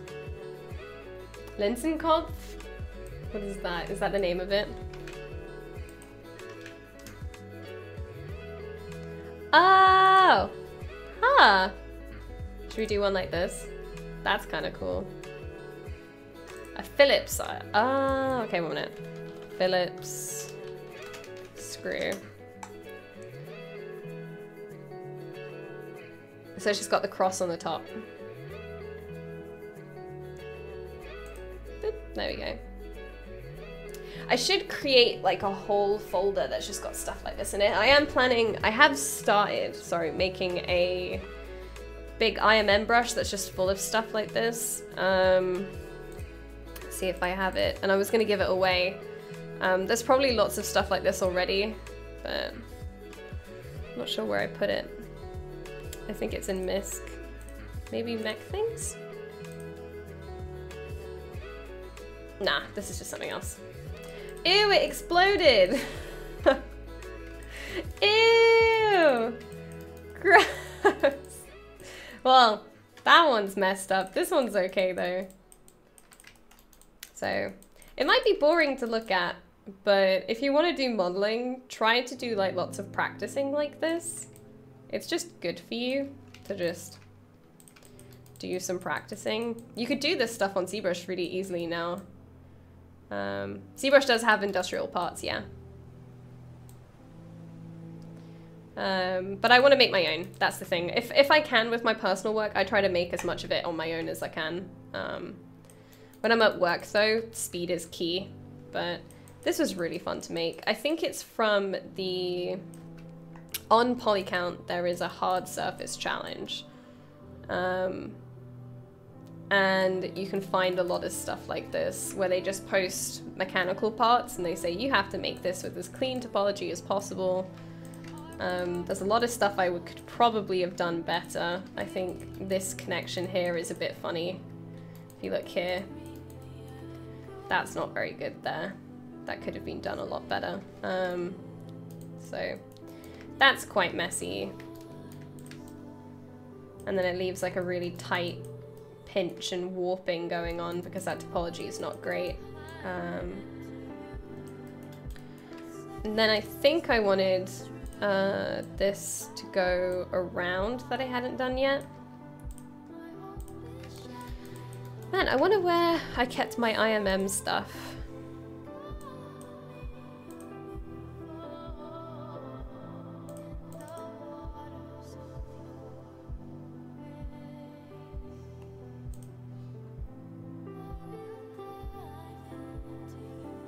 Can't remember.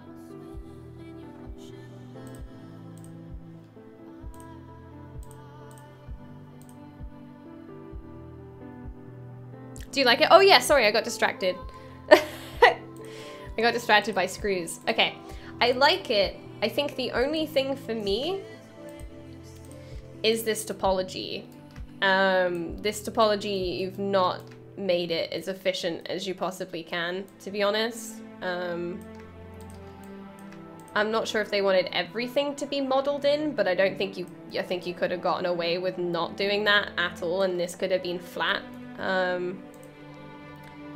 And then your topology could have been like this.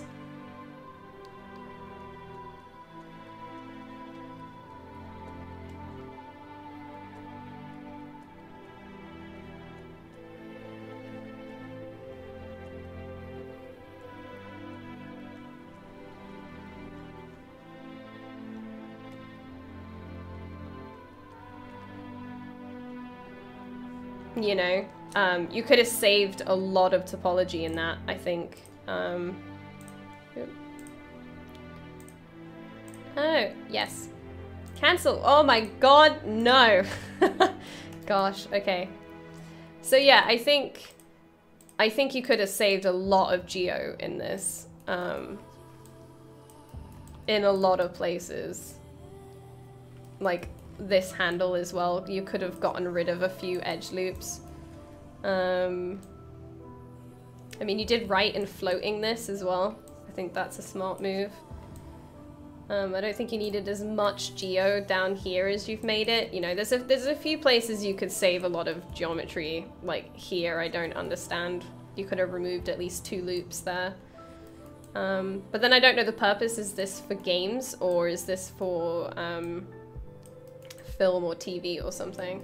Like this topology here is really weird. But yeah, I think overall the axe is nice, but there's a lot of topology stuff you could have done. And then this ribboning is a bit distracting because it's so, like, the contrast is so high. This grabs my eye a lot more than the rest of it. But yeah, just a couple of things really.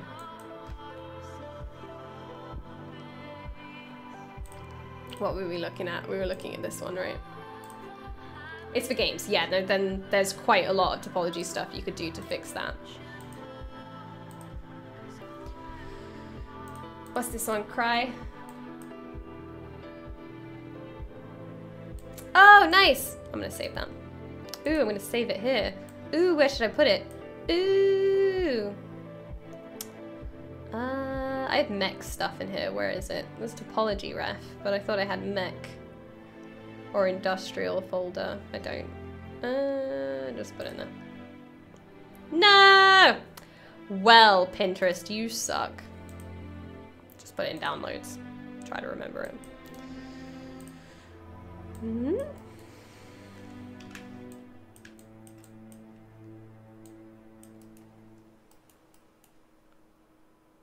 Okay, so what we're looking for is probably the slotted one.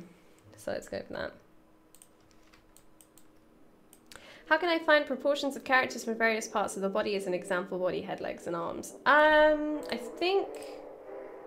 Oh, what's the name? Andrew Loomis did a really good one. Do you just mean like body measurements and stuff?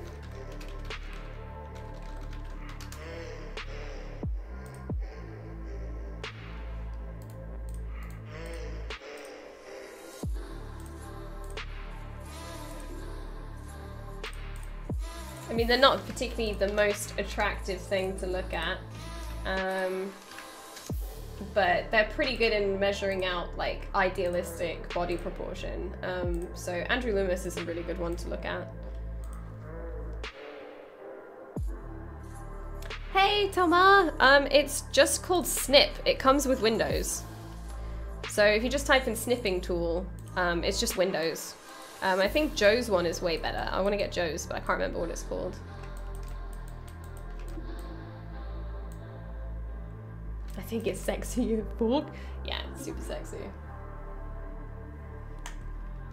Yeah, it's just the Windows official one. Joe has a really good one where you don't have to take a screenshot. You can just draw over your screen. So I want to get that one.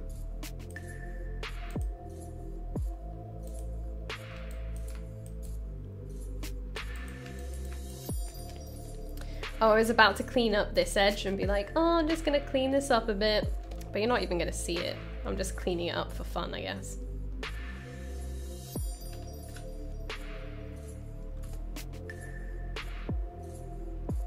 Okay.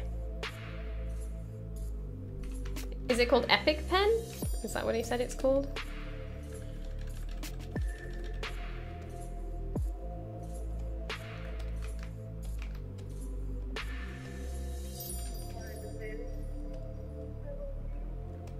Ew, what's going on there? Ew. Ew, go away. Should really smooth that out when it's lower poly. Oh, it's called Epic Pen. Okay, cool. I will try to remember that and get it because it looks really good. I'll write it down. Where do I have it? I'm an artist. I've got to have some paper somewhere. I have my bills. I could write it on my bills. Ah, Epic Pen. Nice. I haven't got Splatoon 2. I don't even have a Switch. I'm enjoying all the fan art that comes from it. More so than actually playing it, because I haven't played it. I don't think I played the first one either. Alright, duplicate.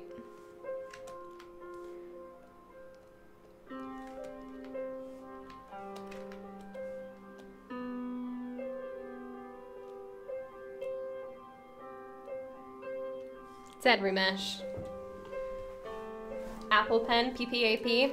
Dude, that meme is dead.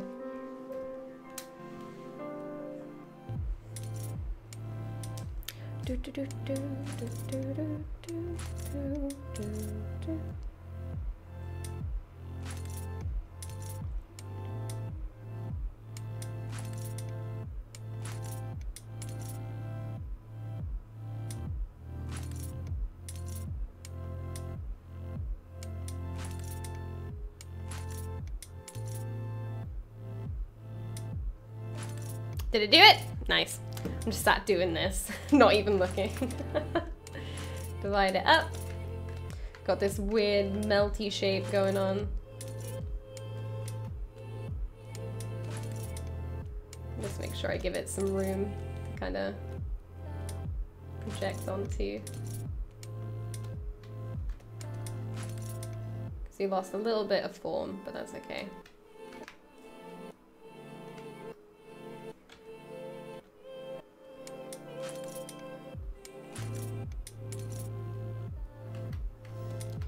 Alright.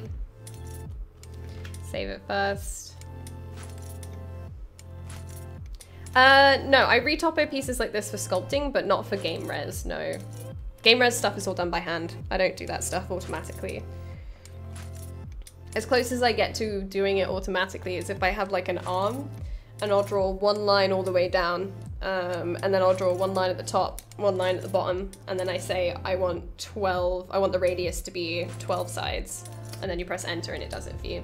That's about as close as I get to doing it automatically, really.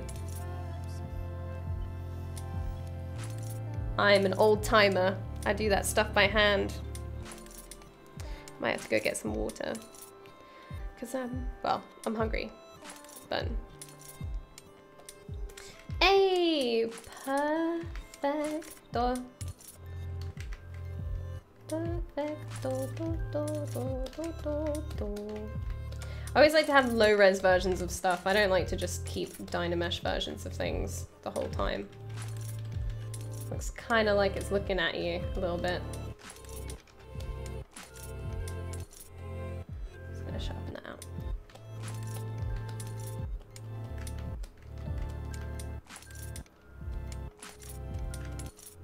I meant with Z-Space or Topo Gun? No, I don't use either.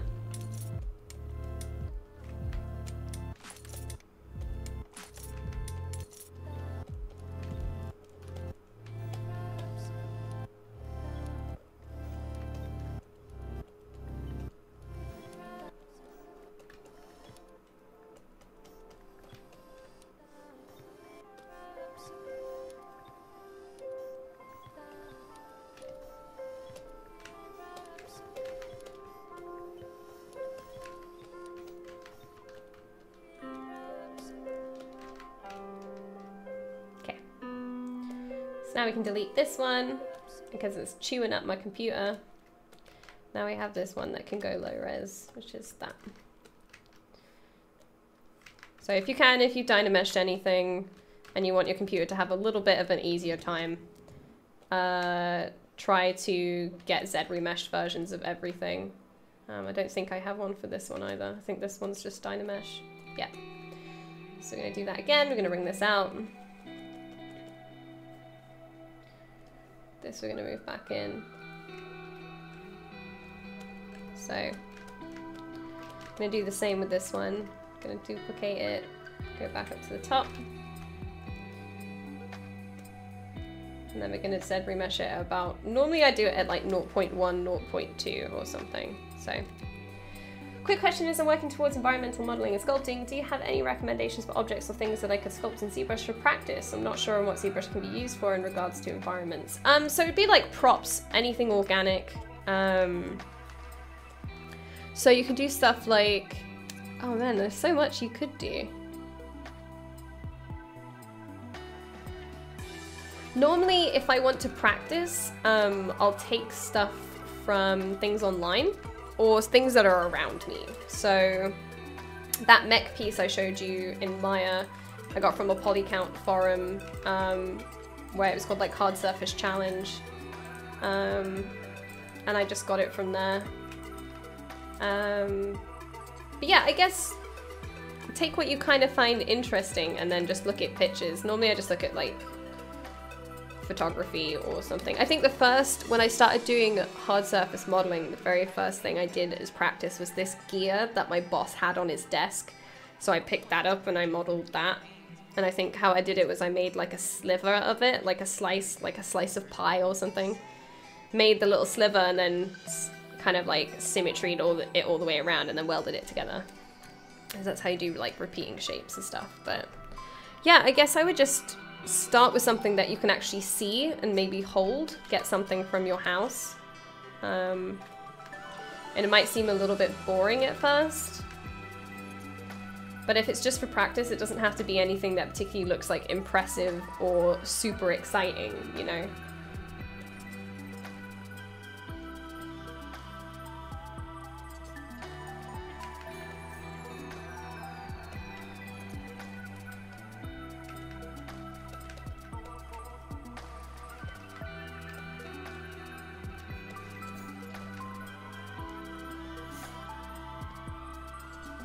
Sorry guys, I'm just making my file a little bit easier to manage by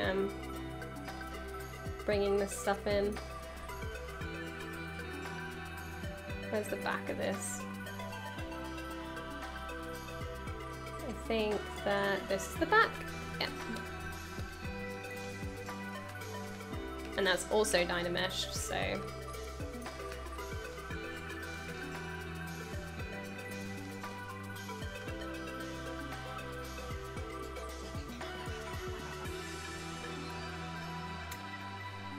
rock, trees, ground. Yeah, you could try rocks. Rocks could be cool, because then you get to try lots of different brushes and different techniques. There's loads of different ways to do them in ZBrush. You could be like do a totem, maybe?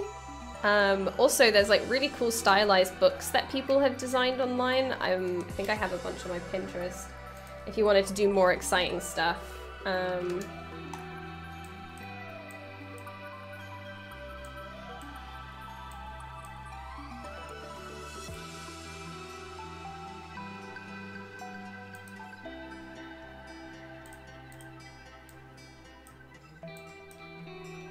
I think I have it in here. So what I do is I normally just go into Pinterest and just look up props that I like. This is all the stuff that I have saved. And a lot of this you could do in ZBrush really easily. Most of this really, my plan was to sculpt it. So yeah, I normally just find stuff like, I think I've done this one, I never finished it, but you can just find stuff like this and just make them in ZBrush quite easily.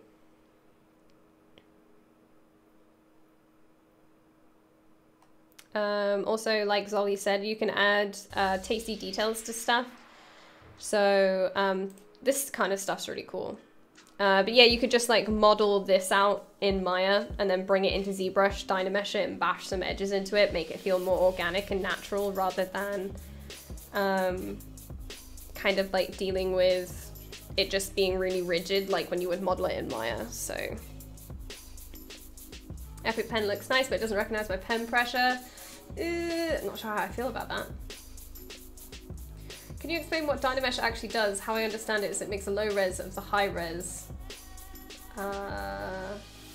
Also, I see ZBrush saves different types of reses that you can switch between. Okay, so DynaMesh is this here. This is a DynaMeshed piece. You can see it. Very, very high res. What I basically did was I took something that was low res and I made it very high res using DynaMesh, right? It's normally how people, if you've got like two spheres and you want to merge them together, you would DynaMesh them together, okay? What I'm doing actually is I'm Z-remeshing. So I'm taking, which can go either higher or lower. DynaMesh can go higher or lower as well.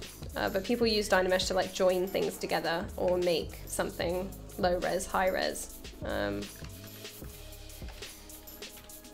then I use Z-remesh, which I'll talk through it while I do it now. So this is my DynaMeshed piece. You can see how high res it is when you get close. And I want it to be, let's just duplicate this. I want it to be low res now. I want to have my subdivisions back. The subdivisions are what you see is it's saving out different reses of the mesh. So that's subdivision. So what I'm going to do is I'm going to use Z-remesher to make a low res version of this. Sorry. So that's now my low res version. And then I'm going to divide it .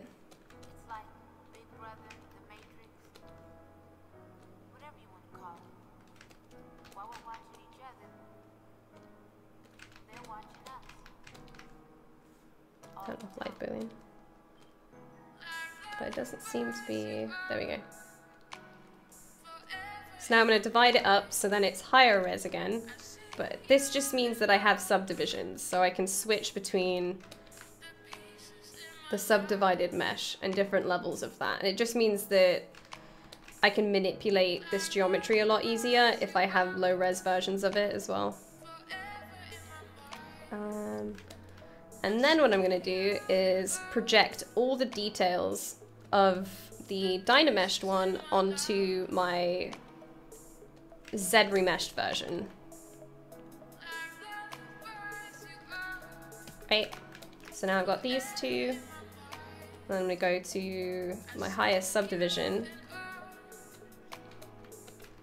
and then click project all.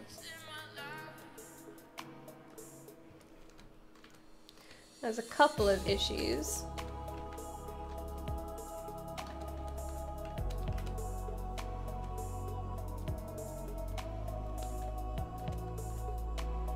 So I might divide it up a couple of more times and then do it again.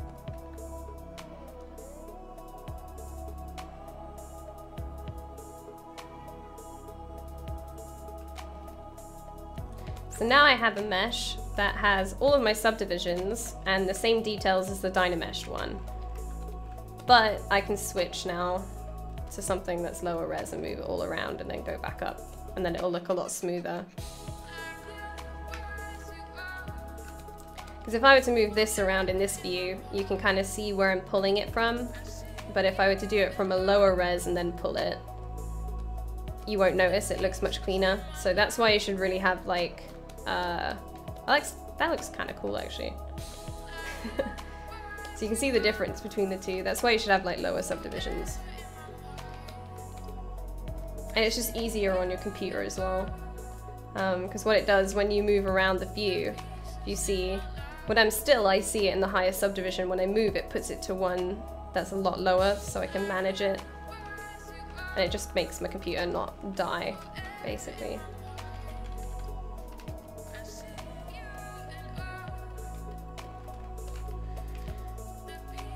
So, before,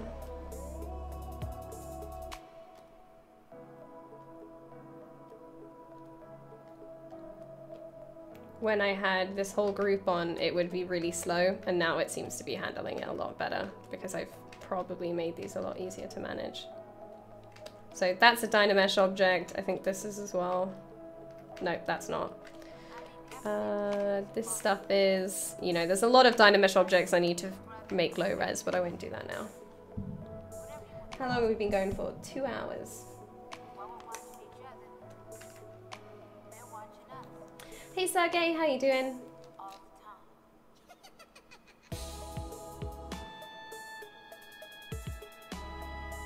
You can hide mistakes behind style? Oh my god, get out. Did you just say that, Solum? Did you just say that? My gosh, I didn't hear it. I'm gonna pretend I never heard that. Alright, let's make a screw.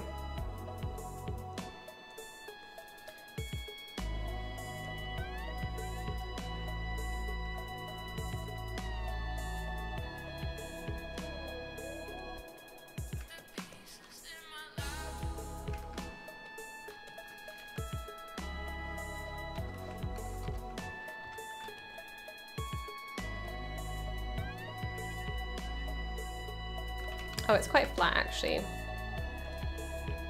So we should make it out of a cylinder.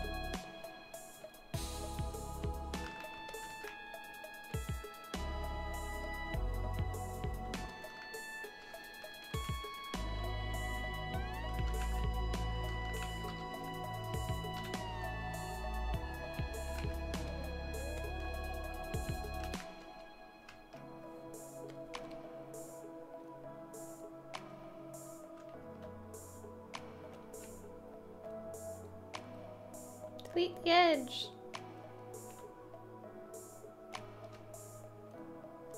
Sorry I clicked that, we're probably just not well enough.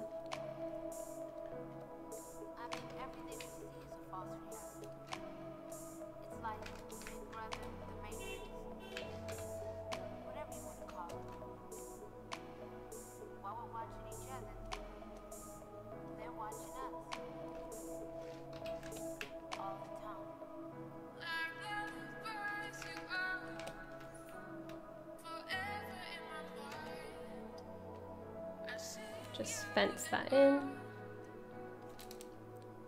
Everything is a cylinder. Please show me the gun wireframe of this. There is no real wireframe to look at, to be honest. Because it's all high poly, so you're not really going to benefit from seeing it. A lot of it is DynaMeshed. Don't really have to deal with this so much, but...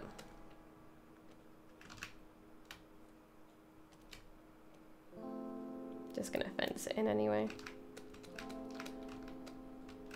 Alright. Cylinders are just rounded off cubes. Nah, man. Everything is a cylinder. Everything. Do you have a Z model or do you work traditional ZBrush? And which would be the best to get familiar with ZBrush? You use both together. I wouldn't ever use one apart from the other. Thanks, Dorian. Appreciate it. Love you too. How dare you? Get out of here, you. Even a sphere is a cylinder. Even this cube once was a cylinder. I'm gonna make it quite thick, just so it looks chunky. Chunky monkey. Okay. And then I'm gonna live Boolean it, but first let's make this.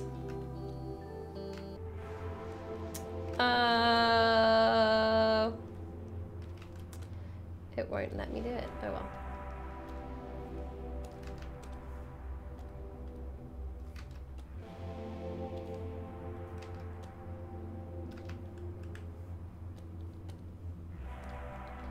I might just slide this edge a little bit.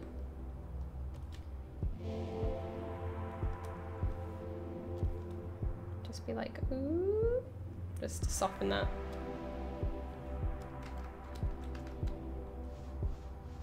Because there's no point in making all the edges super sharp, even though in reality they are. When you want to bake something like that, if you make it really sharp, it's going to be really difficult to bake it, so.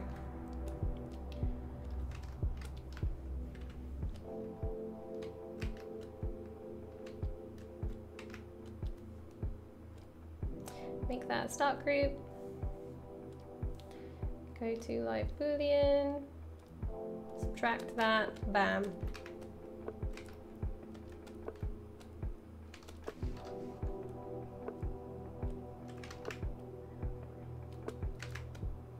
Screw. Okay. Make Boolean mesh. All the Booleans today. And there it is. Okay, so now I'm gonna set this to like 600, something like that. DynaMesh it.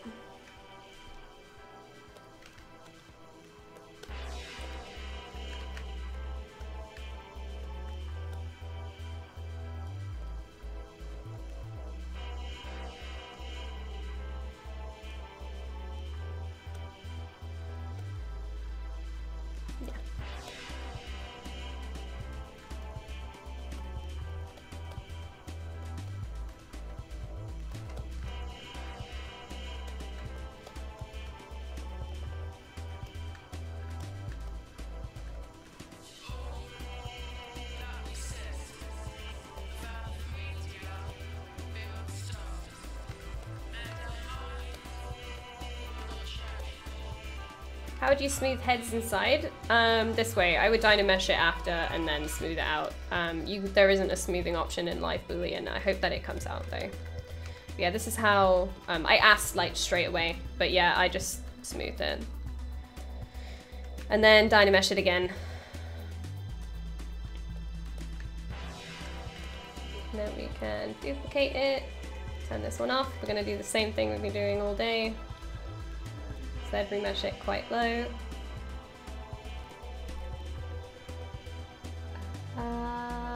Roastmaster, thank you so much. Where are you from? So I live in the UK, but I was born in Canada. What about hyperspheres? Oh my gosh, you're getting too deep into this, man. It's getting crazy. Alright. And then let's project it. Woo! Okay. Undo that.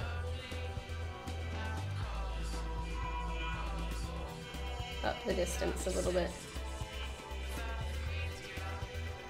There we go. So if you see stuff like that happening, just up the distance and you'll be good. Alright, so let's delete that. So now we've got this new mesh, which now has a few subdivisions. We probably don't have to go quite as high as 5, so let's just delete that and go to 3. Because it's so small, we're not really going to see it. Oops. So let's go back to this. We just got our whole gun in it. delete these two again. And then we're going to bring in and append our little screw.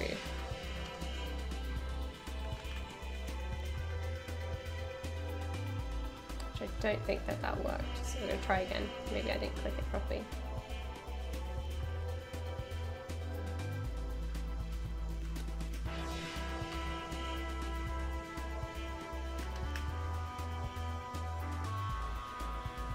Oh, there it is.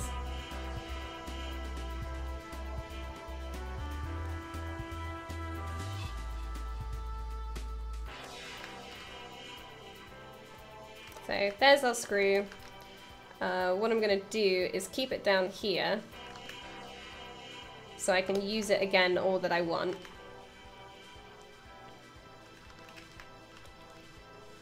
I'm just going to pull it out. Probably make it its own group, so this will be like my ref group. Duplicate it, put it back into the weapon.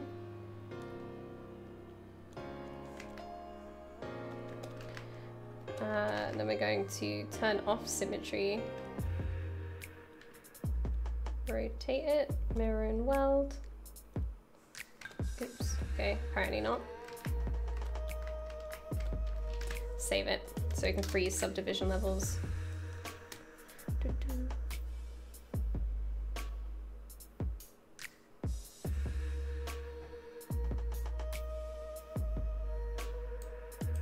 So freeze that, mirror and weld, unfreeze it. Done. As long as you don't have anything too complex, it's pretty easy to do something like that.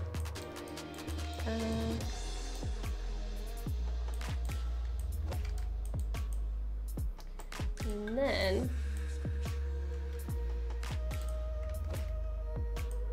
oop. Symmetry's not on, that's why. There you go. Okay, so I'm gonna turn off everything in here but the handle, just so I don't get distracted by anything.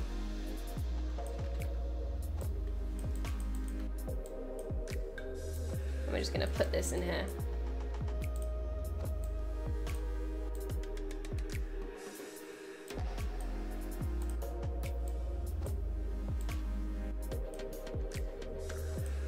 Maybe a little bit smaller. And then just go boop.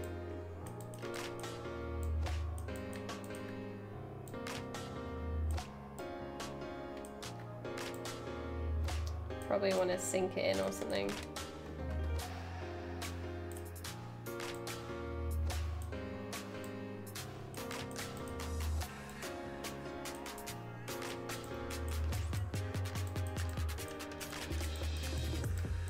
Something like that. That works for me.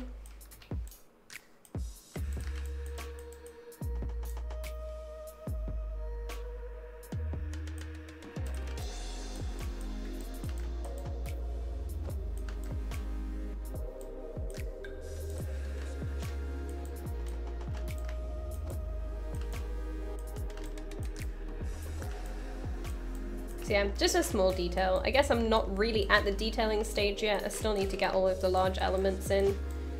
But it's pretty fun sometimes just to put that little thing on there. I definitely want to put another one on here.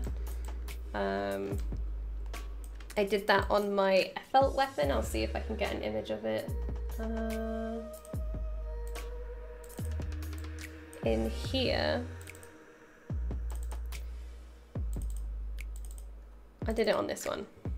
So what I really liked was putting, you can't see it, it's all blurry. Okay. That's a terrible render of that.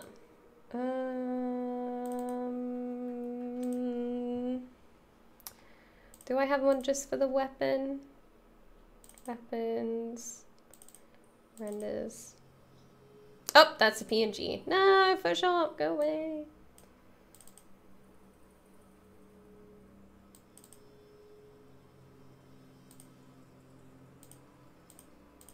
So much stuff opens with Photoshop, is so annoying. this thing here. Didn't really have to be there, but it added a bit of interest to something that was normally quite boring. So thanks for scratching my chair, Dorian. I appreciate that. So yeah, I'm gonna add something like that here just to add some kind of interest to it. And we can use this screw again for up here, or maybe a different type of screw, because this is what allows that mechanism to rotate. So we have to put stuff like that in there. Okay, what can we do next? We can do this one next.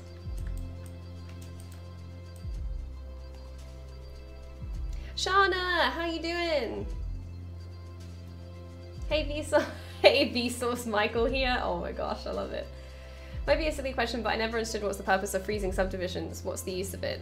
So there's a few features that you can't do in ZBrush with subdivisions. Freezing basically just kind of temporarily removes the subdivisions, and then when you unfreeze it, it reprojects the subdivisions back onto the subtool, basically. Pretty sure.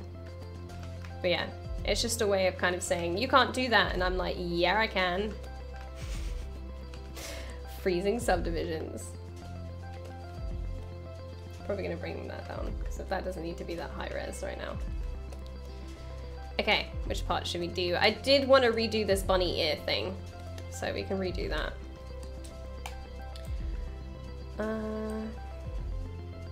No problem. I don't mind answering questions. I'll try my best. I'm not the best at speaking about the technical methods of how things are done. I do try, but...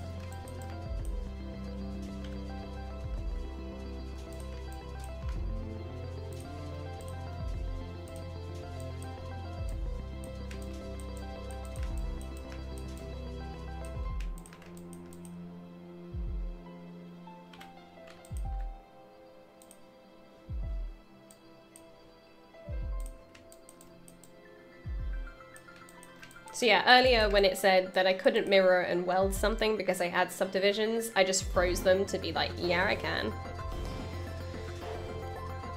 Slightly hungover, it's stormy, and I wanted company while working. Your stream was perfect. Oh, I'm so glad. It's been really stormy here as well. It's been a bit mental. Okay, which part should we do now? I need to do this little gear thing, but I'm much faster at modeling that than sculpting that. Ooh, a way we could sculpt it actually. Okay, 1 minute. So we have this little thing that turns in here. Where's my picture? I think I got a picture of what it actually looks like. So it's, where is it? This little thing right here. So we've got to make that. But we can just use Radial Symmetry to do that, and then flatten it. So, I don't know what they're called. Just a gear, I guess. Adjustment gear.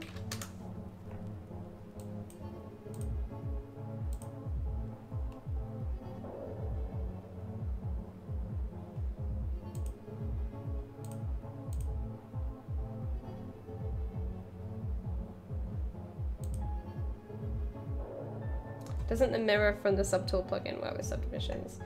I think so, but I don't think mirror and weld works with subdivisions.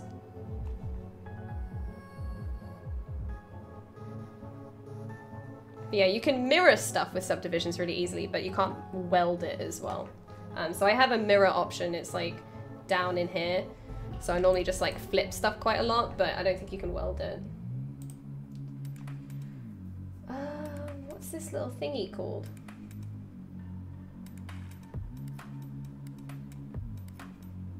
But then I know I'll find out and never retain it in my brain to remember forever.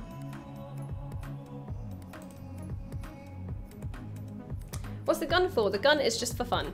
It's from a game called Splatoon, and it's their like ink grenade launcher. I just wanted to work on a prop. Really? Adjustment nut? That sounds weird. Okay, let's look up. Adjustment thumb wheel. just put adjustment in front of everything that's circular. Adjustment nut? No. Thumb wheel?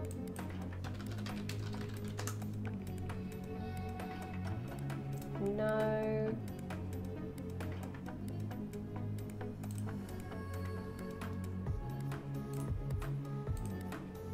I've forgotten what that. I never knew. I'm gonna say I forgot, but it's basically this thing here. But I don't know what that is. It's not just flipping, it's flipping and merging into the subtool. Not sure if that's what you need, but it blew my mind when I discovered it. Really? Wow. Wait a minute. In here.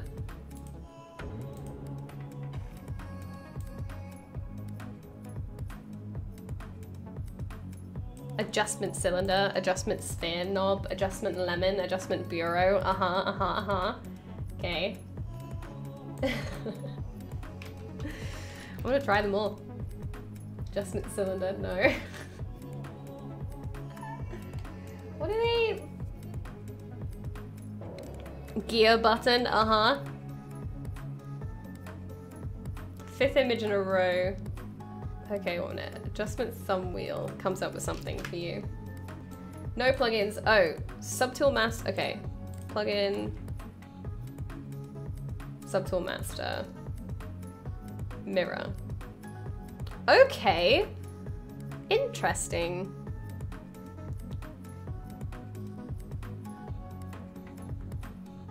I am interested now. Let's do a test. Let's do a test. Sphere. Come here. You. There. Alright, so if we divide this up a couple of times and we want to mirror and weld it, it says no, you can't do that. But if we go from here, we're on the x-axis and merge into one subtool. Oh wait, cancel. Cancel. Okay. Alright. Mirror. Append as a new subtool. Oh. Huh? Did you do it? Oh, it just mirrors it. Do I have to create 2 parts of it? And then do it? I wonder. I'll have a play with it another time. She does a lot of daydreaming, imagining herself as the extrovert that she is not. She goes over and over little events in her life, reliving her successes and suffering through Save her first. failures all over again. Adjustment thumb wheel apparently came up with it. So it's the 5th image. Adjustment fidget spinner. I mean, I can just make a guess of what it looks like, really, based on the image, but what does this say this is? Tripod extender kit? Sometimes young adolescents appear This to all should enjoy characterize the forces generated, rotation of the wheel. Give them a Tachometer? satisfaction they couldn't get any other way. Tachometer? I don't know. That's what Thingy's telling me. No? Okay. What is this little thing called? It's just called a wheel. It's not called anything super fancy, I guess.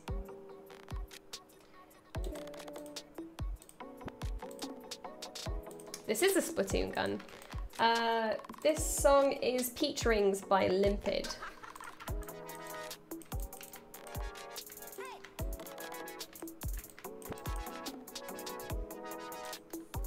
So let's just get a cylinder. But I'm gonna have to try out that mirror thing and see what I can do with that.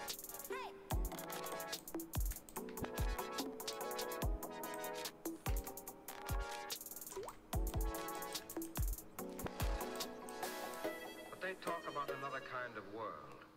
Not a world of words, but of things that you cannot express. It's strange how some printed words can evoke emotion. 212. Whoa!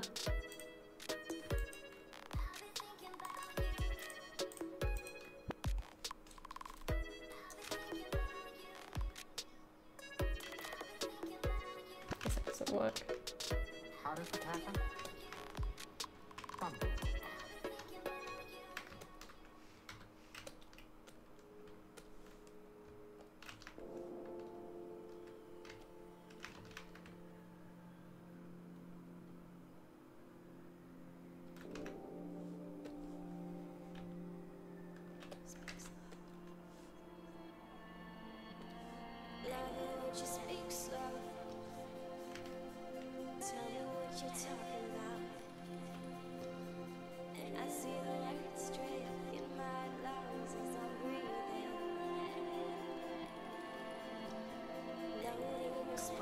Ooh, actually.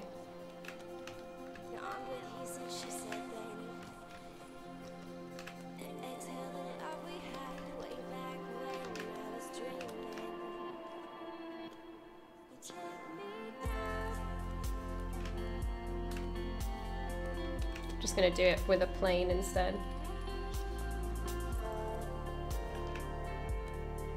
Nope. Stop that.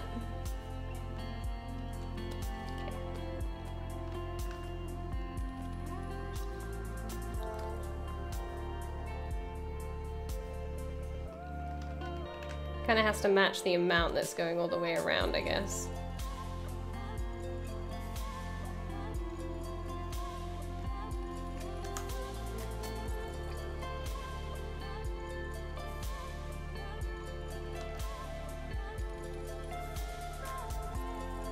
So it just looks kind of like that, really.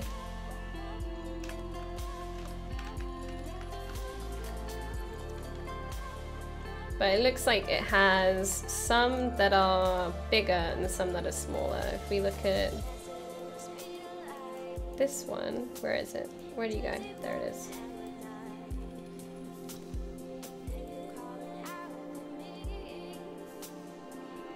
Okay, looks kind of like that. And then I'm just gonna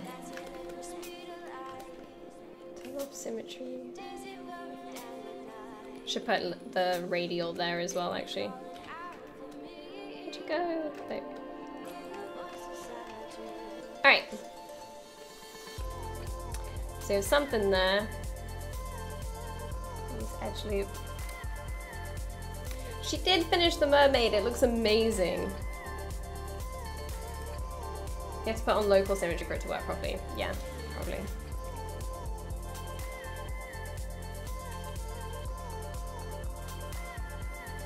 Yeah, I guess they kind of look like that. That was a good picture, Doug, thank you. Loops, let's just go with 2. Turn polish off. So this is 0.1. Want no bevel.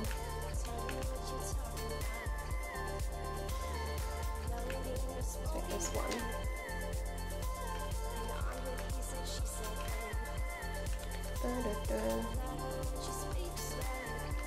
There we go, something like that. What do you keep all your references on? Pure ref. You guys nailed it every time.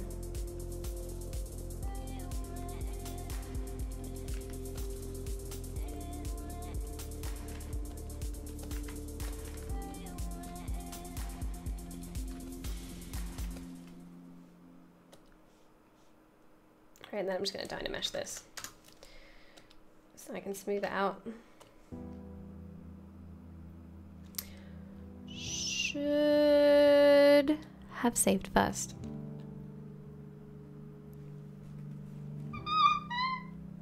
Did it do it? Okay.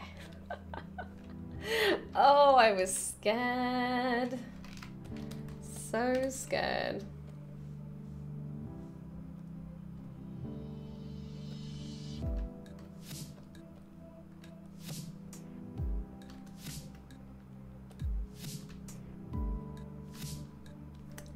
I should do it a lot lower actually. Let's go 600.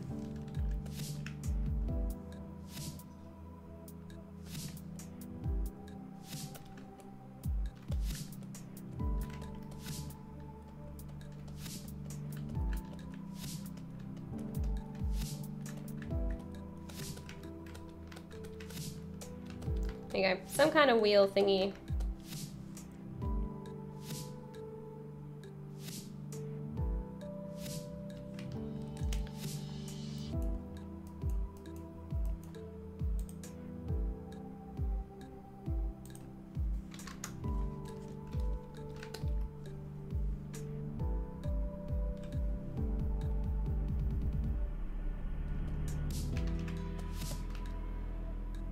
Gonna make some smaller than the others, but don't really feel like it.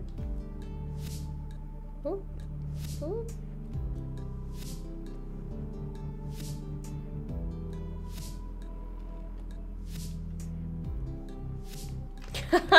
That's kind of cool.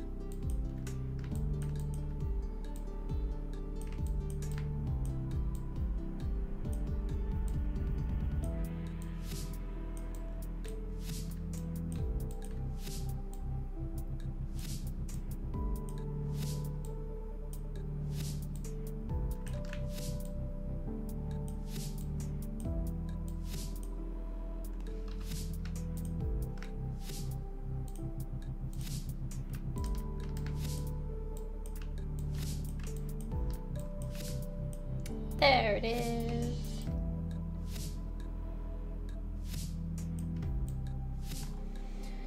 Tested out the mirror. It doesn't weld, but it does mirror subdivided tools into one subtool. Oh, okay, cool. The sides are dome-shaped and flattened in the middle. Yeah, I don't think I'm going to copy that. I think I'm just going to make it flat rather than doing the dome shape. We could do that. We could just create like a beveled edge almost. We could Boolean something like that, but kind of like it just being like that really. To paint, fill object. Now that's there.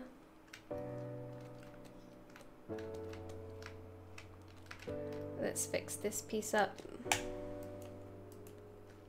So we can't see that piece here really, but we can see it here a little bit better. So it definitely has the hole in it. Turn everything off.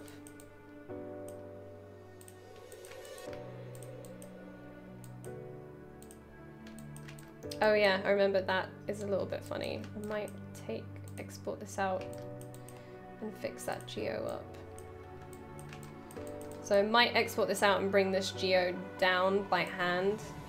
Or we could just, actually no, yeah, I could just DynaMesh it. Purely because I'm gonna be bullying into it, so probably should just DynaMesh it straight up.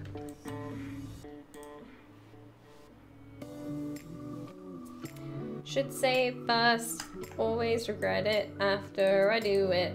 I don't know why, I'm so stupid.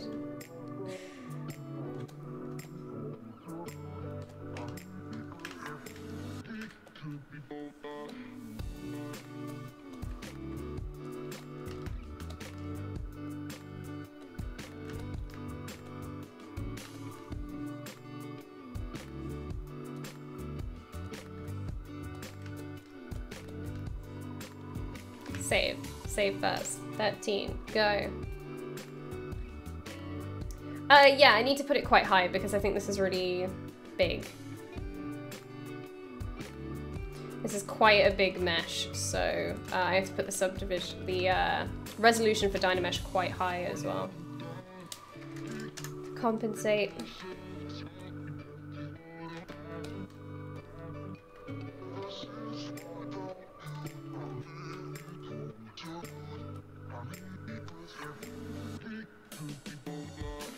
Using high polish to kind of polish out that weird stuff that I put in there because of bad geometry.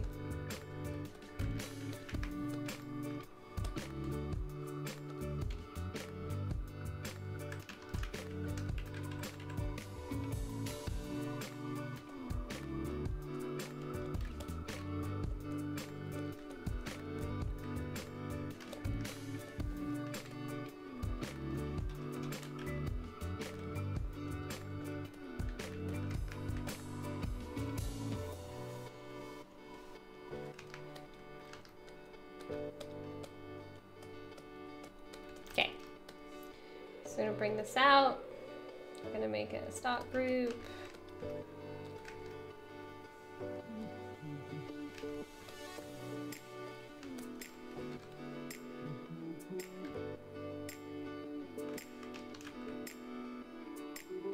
just held down J instead of,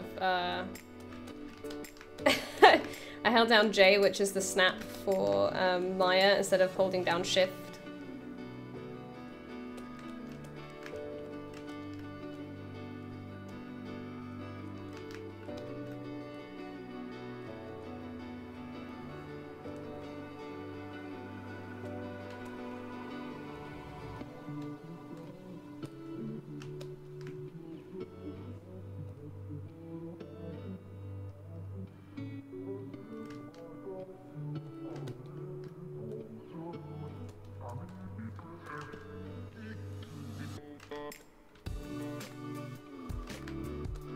Hey DynaMesh, how you doing today? Should we make it big or should we make it smaller? Not sure.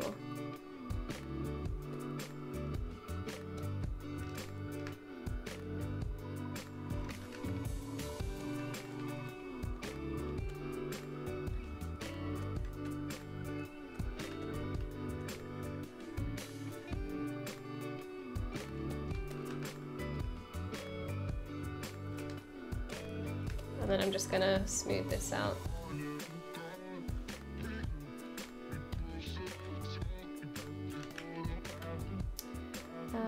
We're gonna insert an edge, so then we get nice smoothing. And then I'm gonna bevel that a little bit.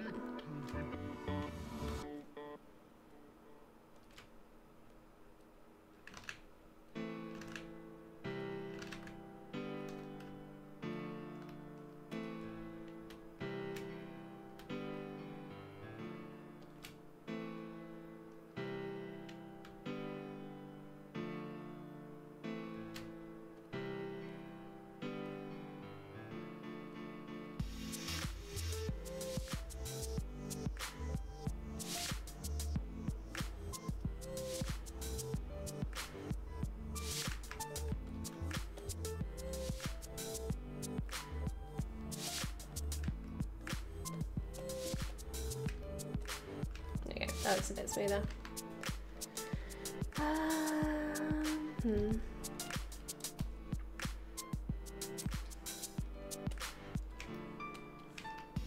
And then we'll add a different type of screw in there, shall we? Or will it be a screw? Will it be more of a nut? Because I'm guessing it moves. I'm not sure. I'm guessing from... Sorry, I'm talking a lot. Just talking out loud as to like what I'm thinking, how something works. How it looks like, according to this piece, makes it look like this. Like this is the piece we're looking at in ZBrush right now. And this is the clip that sits on top. It looks like the clip moves up and down around this. So it has to be something that has easy motion. So we could just go with like a, what different screws we had? I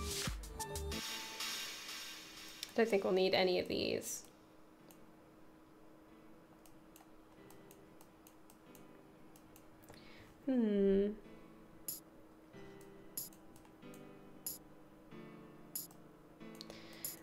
This is ZBrush, Washington. If you want to try it out, there's a free trial down in the description for 45 days. Okay. Let's accept this.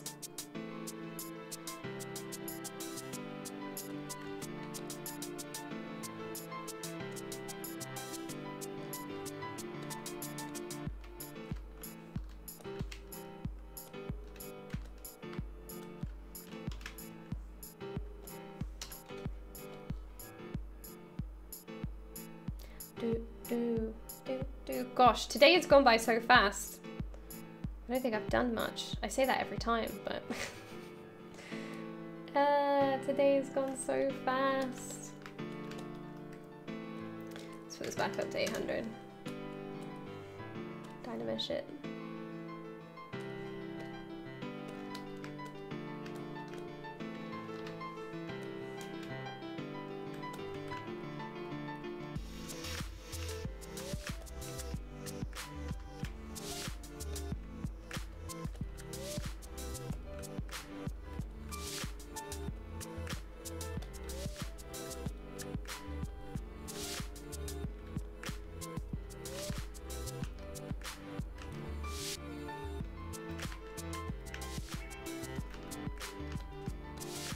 What are you using for your concept art that doesn't look like Spotlight? It's called Pure Ref.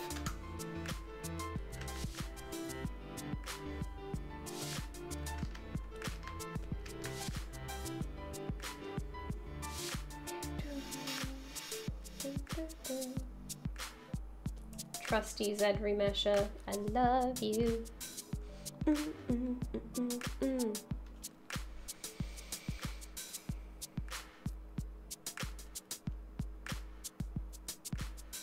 Do you do this for a living or is it a hobby?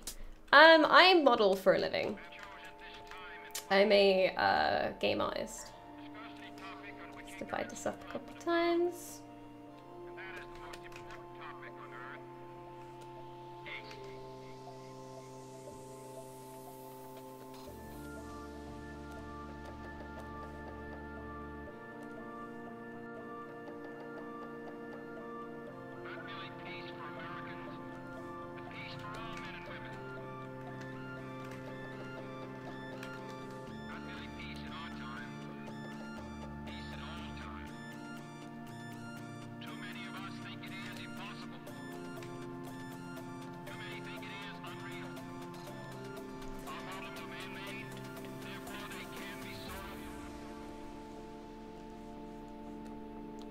Perfect.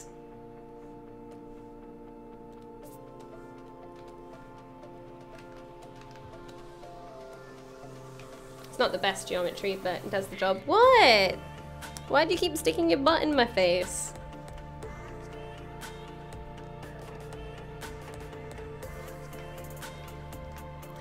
What? Gosh. Alright, append this.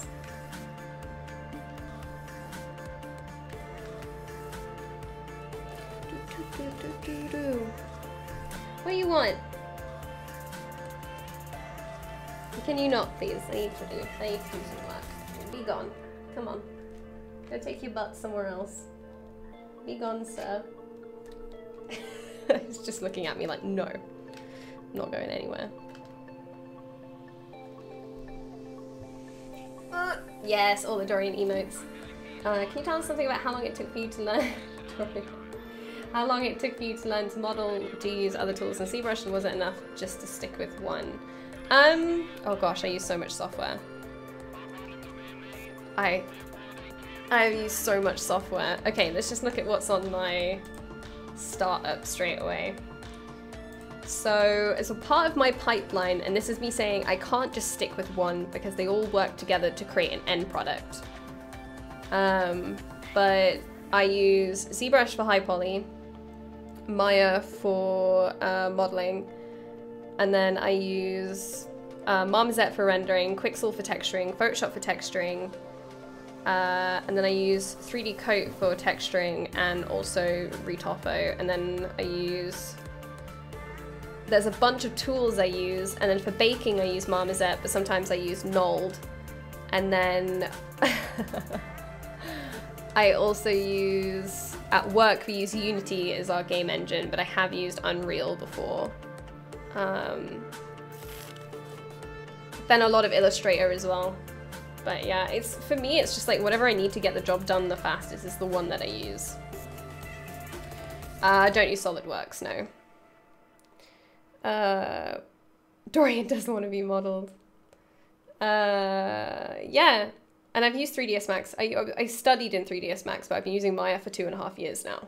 But yeah, just whatever gets the job done, really. I don't think it's good. I think it's good to learn in one, but understand that different software have different purposes. So I wouldn't only use ZBrush for game res stuff because it does the high poly part of the production.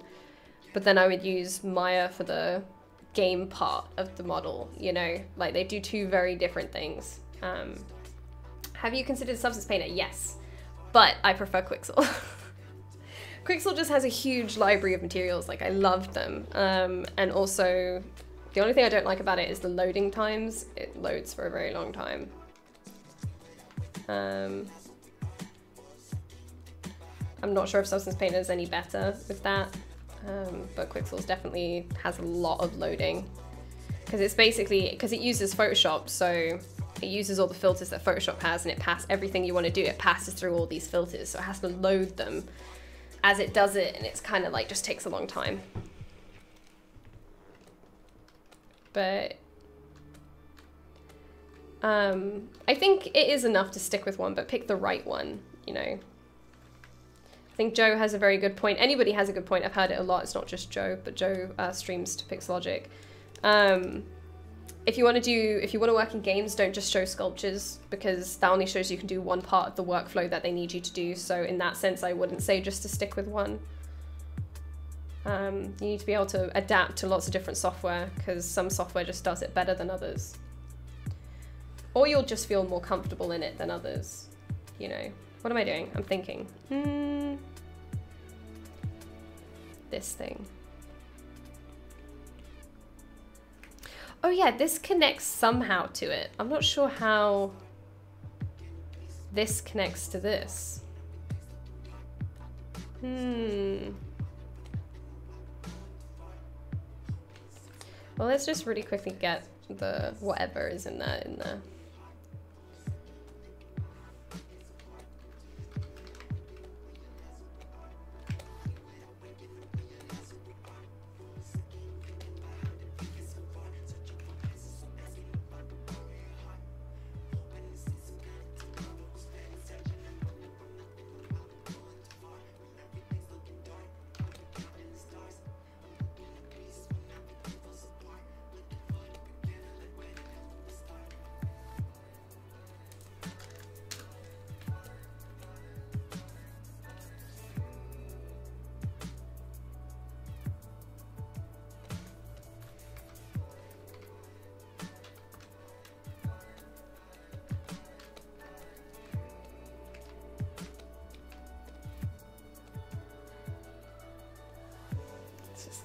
Okay.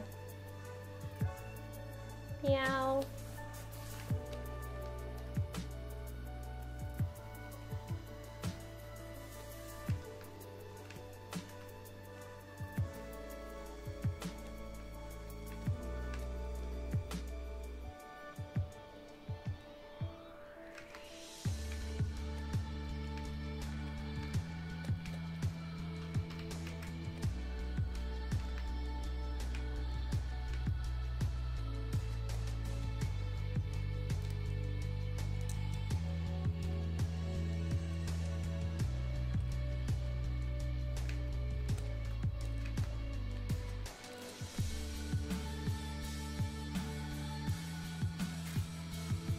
Top connection looks a bit messy. Oh yeah, I haven't worked on any of this yet.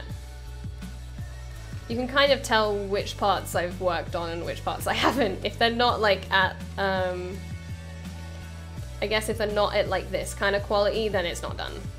And that's not even done yet. So yeah, the top connection is definitely messy. I need to figure that out. It's glued!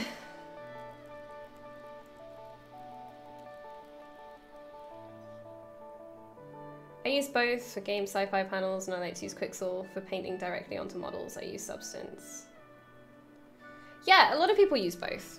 I think for me, the only thing I couldn't get into Substance Painter only because it was such a massive learning curve, and I just didn't have the time to invest in that at the moment. Is this DynaMesh? I think so.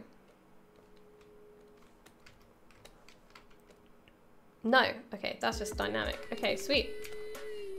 I was smart about that one.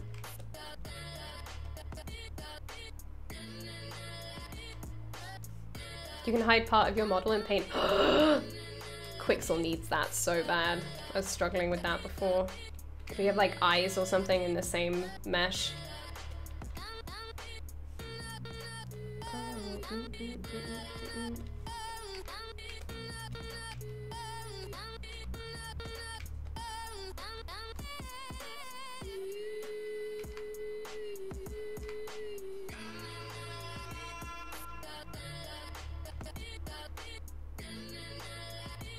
Only texture sets can be hidden.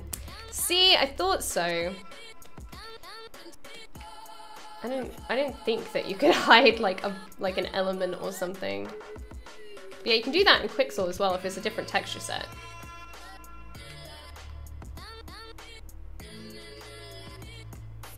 Okay, let's figure out this connection, shall we? Get rid of that, and let's get rid of that.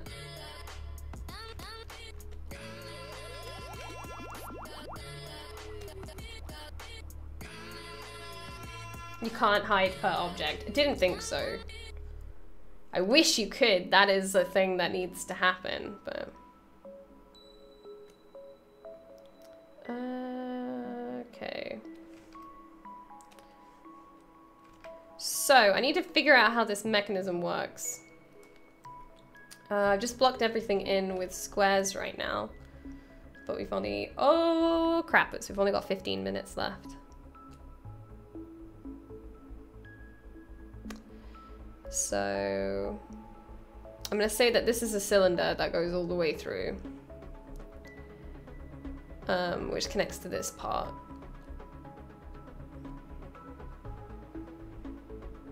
But I don't think it's... I think it's a halved cylinder. I don't think...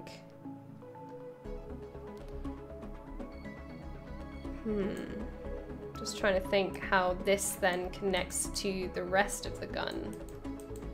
Unless I were to connect it this way, but that seems a bit messy. Yeah, only 15 minutes left. And then I got to go. I got some freelance stuff to finish up, and then I'm good. I'll probably be back on my own channel today as well, so. Because I'm going to Birmingham tomorrow, so I won't be here all day tomorrow. Just trying to think.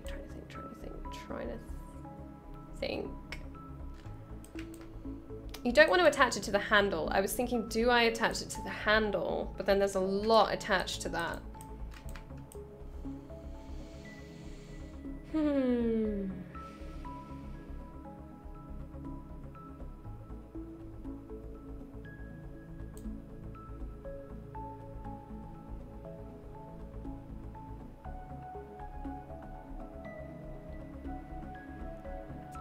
Yes, more! I'm gonna get some food and then do it. Sorry to see you go. I won't be gone for long, I'm so sorry. I feel so bad. Alright, let's just get a cylinder in and get this piece out. We just auto group everything and delete this.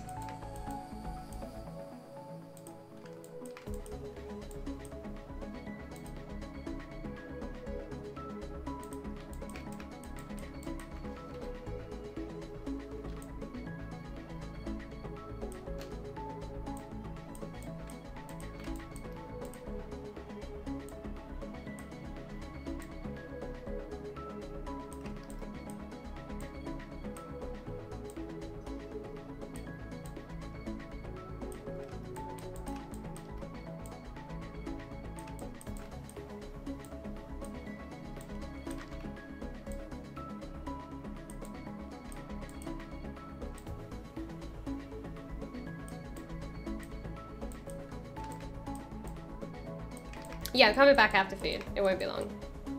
I'm just hungry.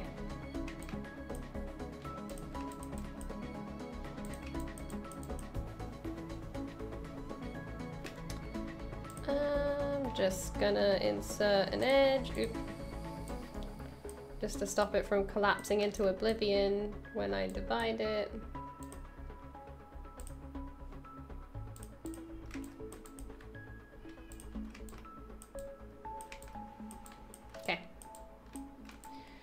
So, I think that this doesn't actually look like a cylinder.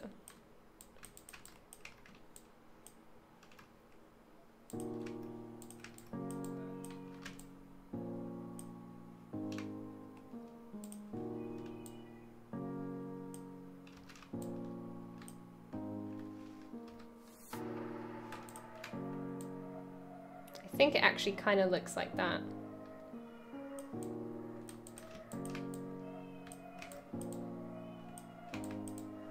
Oh my god, my cat is just screaming his head off right now.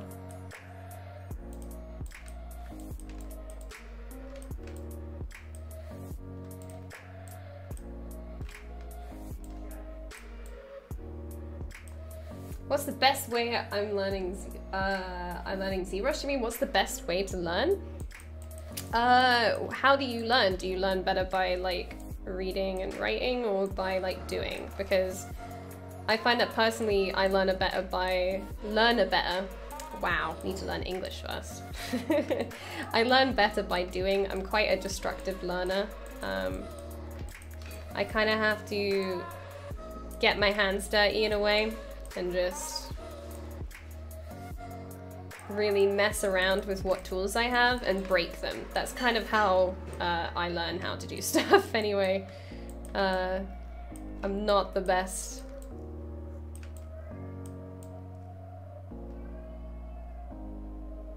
Oh, it's Dorian. It's Dorian screaming his head off. He's been screaming for food pretty much from the moment I fed him though. He hasn't stopped.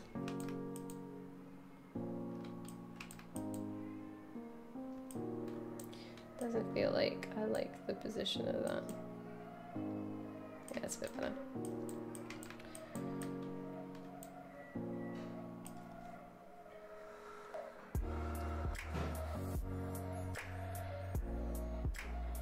Put that food inside of your mouth hole, end world hunger, of course.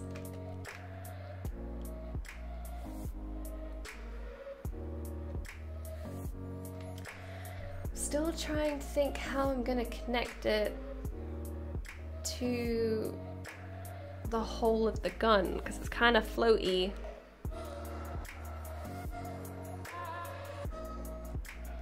I guess I can figure that out another time. What I'm thinking is that I still have that piece that goes underneath, but then that piece connects to this. I'm not very convinced by it, to be honest. If anything, this part here that has the adjustment on it should go all the way to the base, which is this big cylinder. That would go all the way to the cylinder, and then this would connect to this, and there wouldn't be this part here.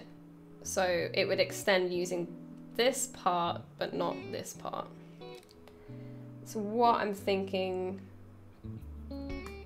I'm probably gonna have to do is use this adjustment piece as the piece to attach this rotating piece onto. I'm not sure if I'm making any sense. Maybe. Let's have a look. So I'm thinking is this part goes all the way through, and then we connect this to it. Does that sound feasible? Sounds alright. And then this is the only part that adjusts. We don't have two parts of adjustment, just this part that can then extend. I think that's the way for me. Maybe he's meowing because there's something wrong. No, he keeps meowing going into the kitchen and standing where his food is. We know what he's meowing about. He's not, he keeps trying to take you into the kitchen. Aren't you, Dorian? Yeah? He just wants us to go and feed him. Sometimes I wish I would have picked a career in modeling or programming. This looks wicked fun to do. I agree with Dink. It's never too late to start. I think you can do it as a hobby, to be honest, Isaiah. I think you can just pick it up as a hobby. You can get a free trial of ZBrush, which is 45 days long. And you can just have fun. Just do some modeling or some programming on the side, just for funsies. I think that's the best way to do it, really. It looks glamorous, but every job when it comes to pros and cons, it's a lot of work. I think that's one of the biggest cons is it is a lot of work to get, like, I think, I'm a fast learner, but not probably as much as everyone else. I've been sculpting for 3 years, and modeling for about 5 or 6, but I spent, no, 6 years, but I spent 3 of those not listening to my teachers and not wanting to model and hating modeling. So I like to say that I've been properly sculpting and modeling for like 3 years. But, yeah. I'm in the process of swapping. That's so cool. It's fine, it has to be static or else that shaft wouldn't extend. Okay, cool. I'm gonna go with this idea then. I'm gonna do that. But yeah, okay. Let's talk about what we got done today. So I did the muzzle, we worked on the handle a little bit more. I didn't do very much. We put this adjustment thumb wheel thingy on here and we did this part. I didn't get very much done. But I tried out a few different techniques. We did lots of Boolean stuff today. Lots of DynaMesh and Booleans. Probably gonna work on my, oh, I gotta do that freelance stuff first. Okay. In about an hour, I'll probably be back on my own channel. I've got a couple of loose ends to tie up before starting again. But I will be back.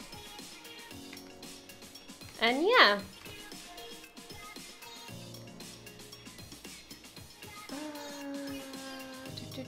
What games have you worked on? So I've worked on one that's been released, which is the Trail for mobile. And then we've also announced that the Trail for Steam is coming out. So, two, technically. But I've been in the industry for 2.5 years, so I'm still quite a baby. I'm still a game dev baby, essentially. Forgot Siamese are noisy? Yeah. Siamese just talk all day. They don't stop. I totally get that. I have 5 career switches pending. Oh my gosh. But yeah, guys. We've got 5 minutes left. Thank you so much for hanging out with me. I really appreciate you spending your time with me. I'm gonna try and get a little bit of this done in my own time now that my time is freeing up slowly. So yeah, I'm gonna redo this bunny ear part, probably remodel it, and then maybe this part as well. Probably gonna redo the drum because I don't really like the shape of the drum. I'm probably gonna redo that as well, but still a lot to get in there. Got some more keychains to do. Oh my god, he's got this screw in his back now.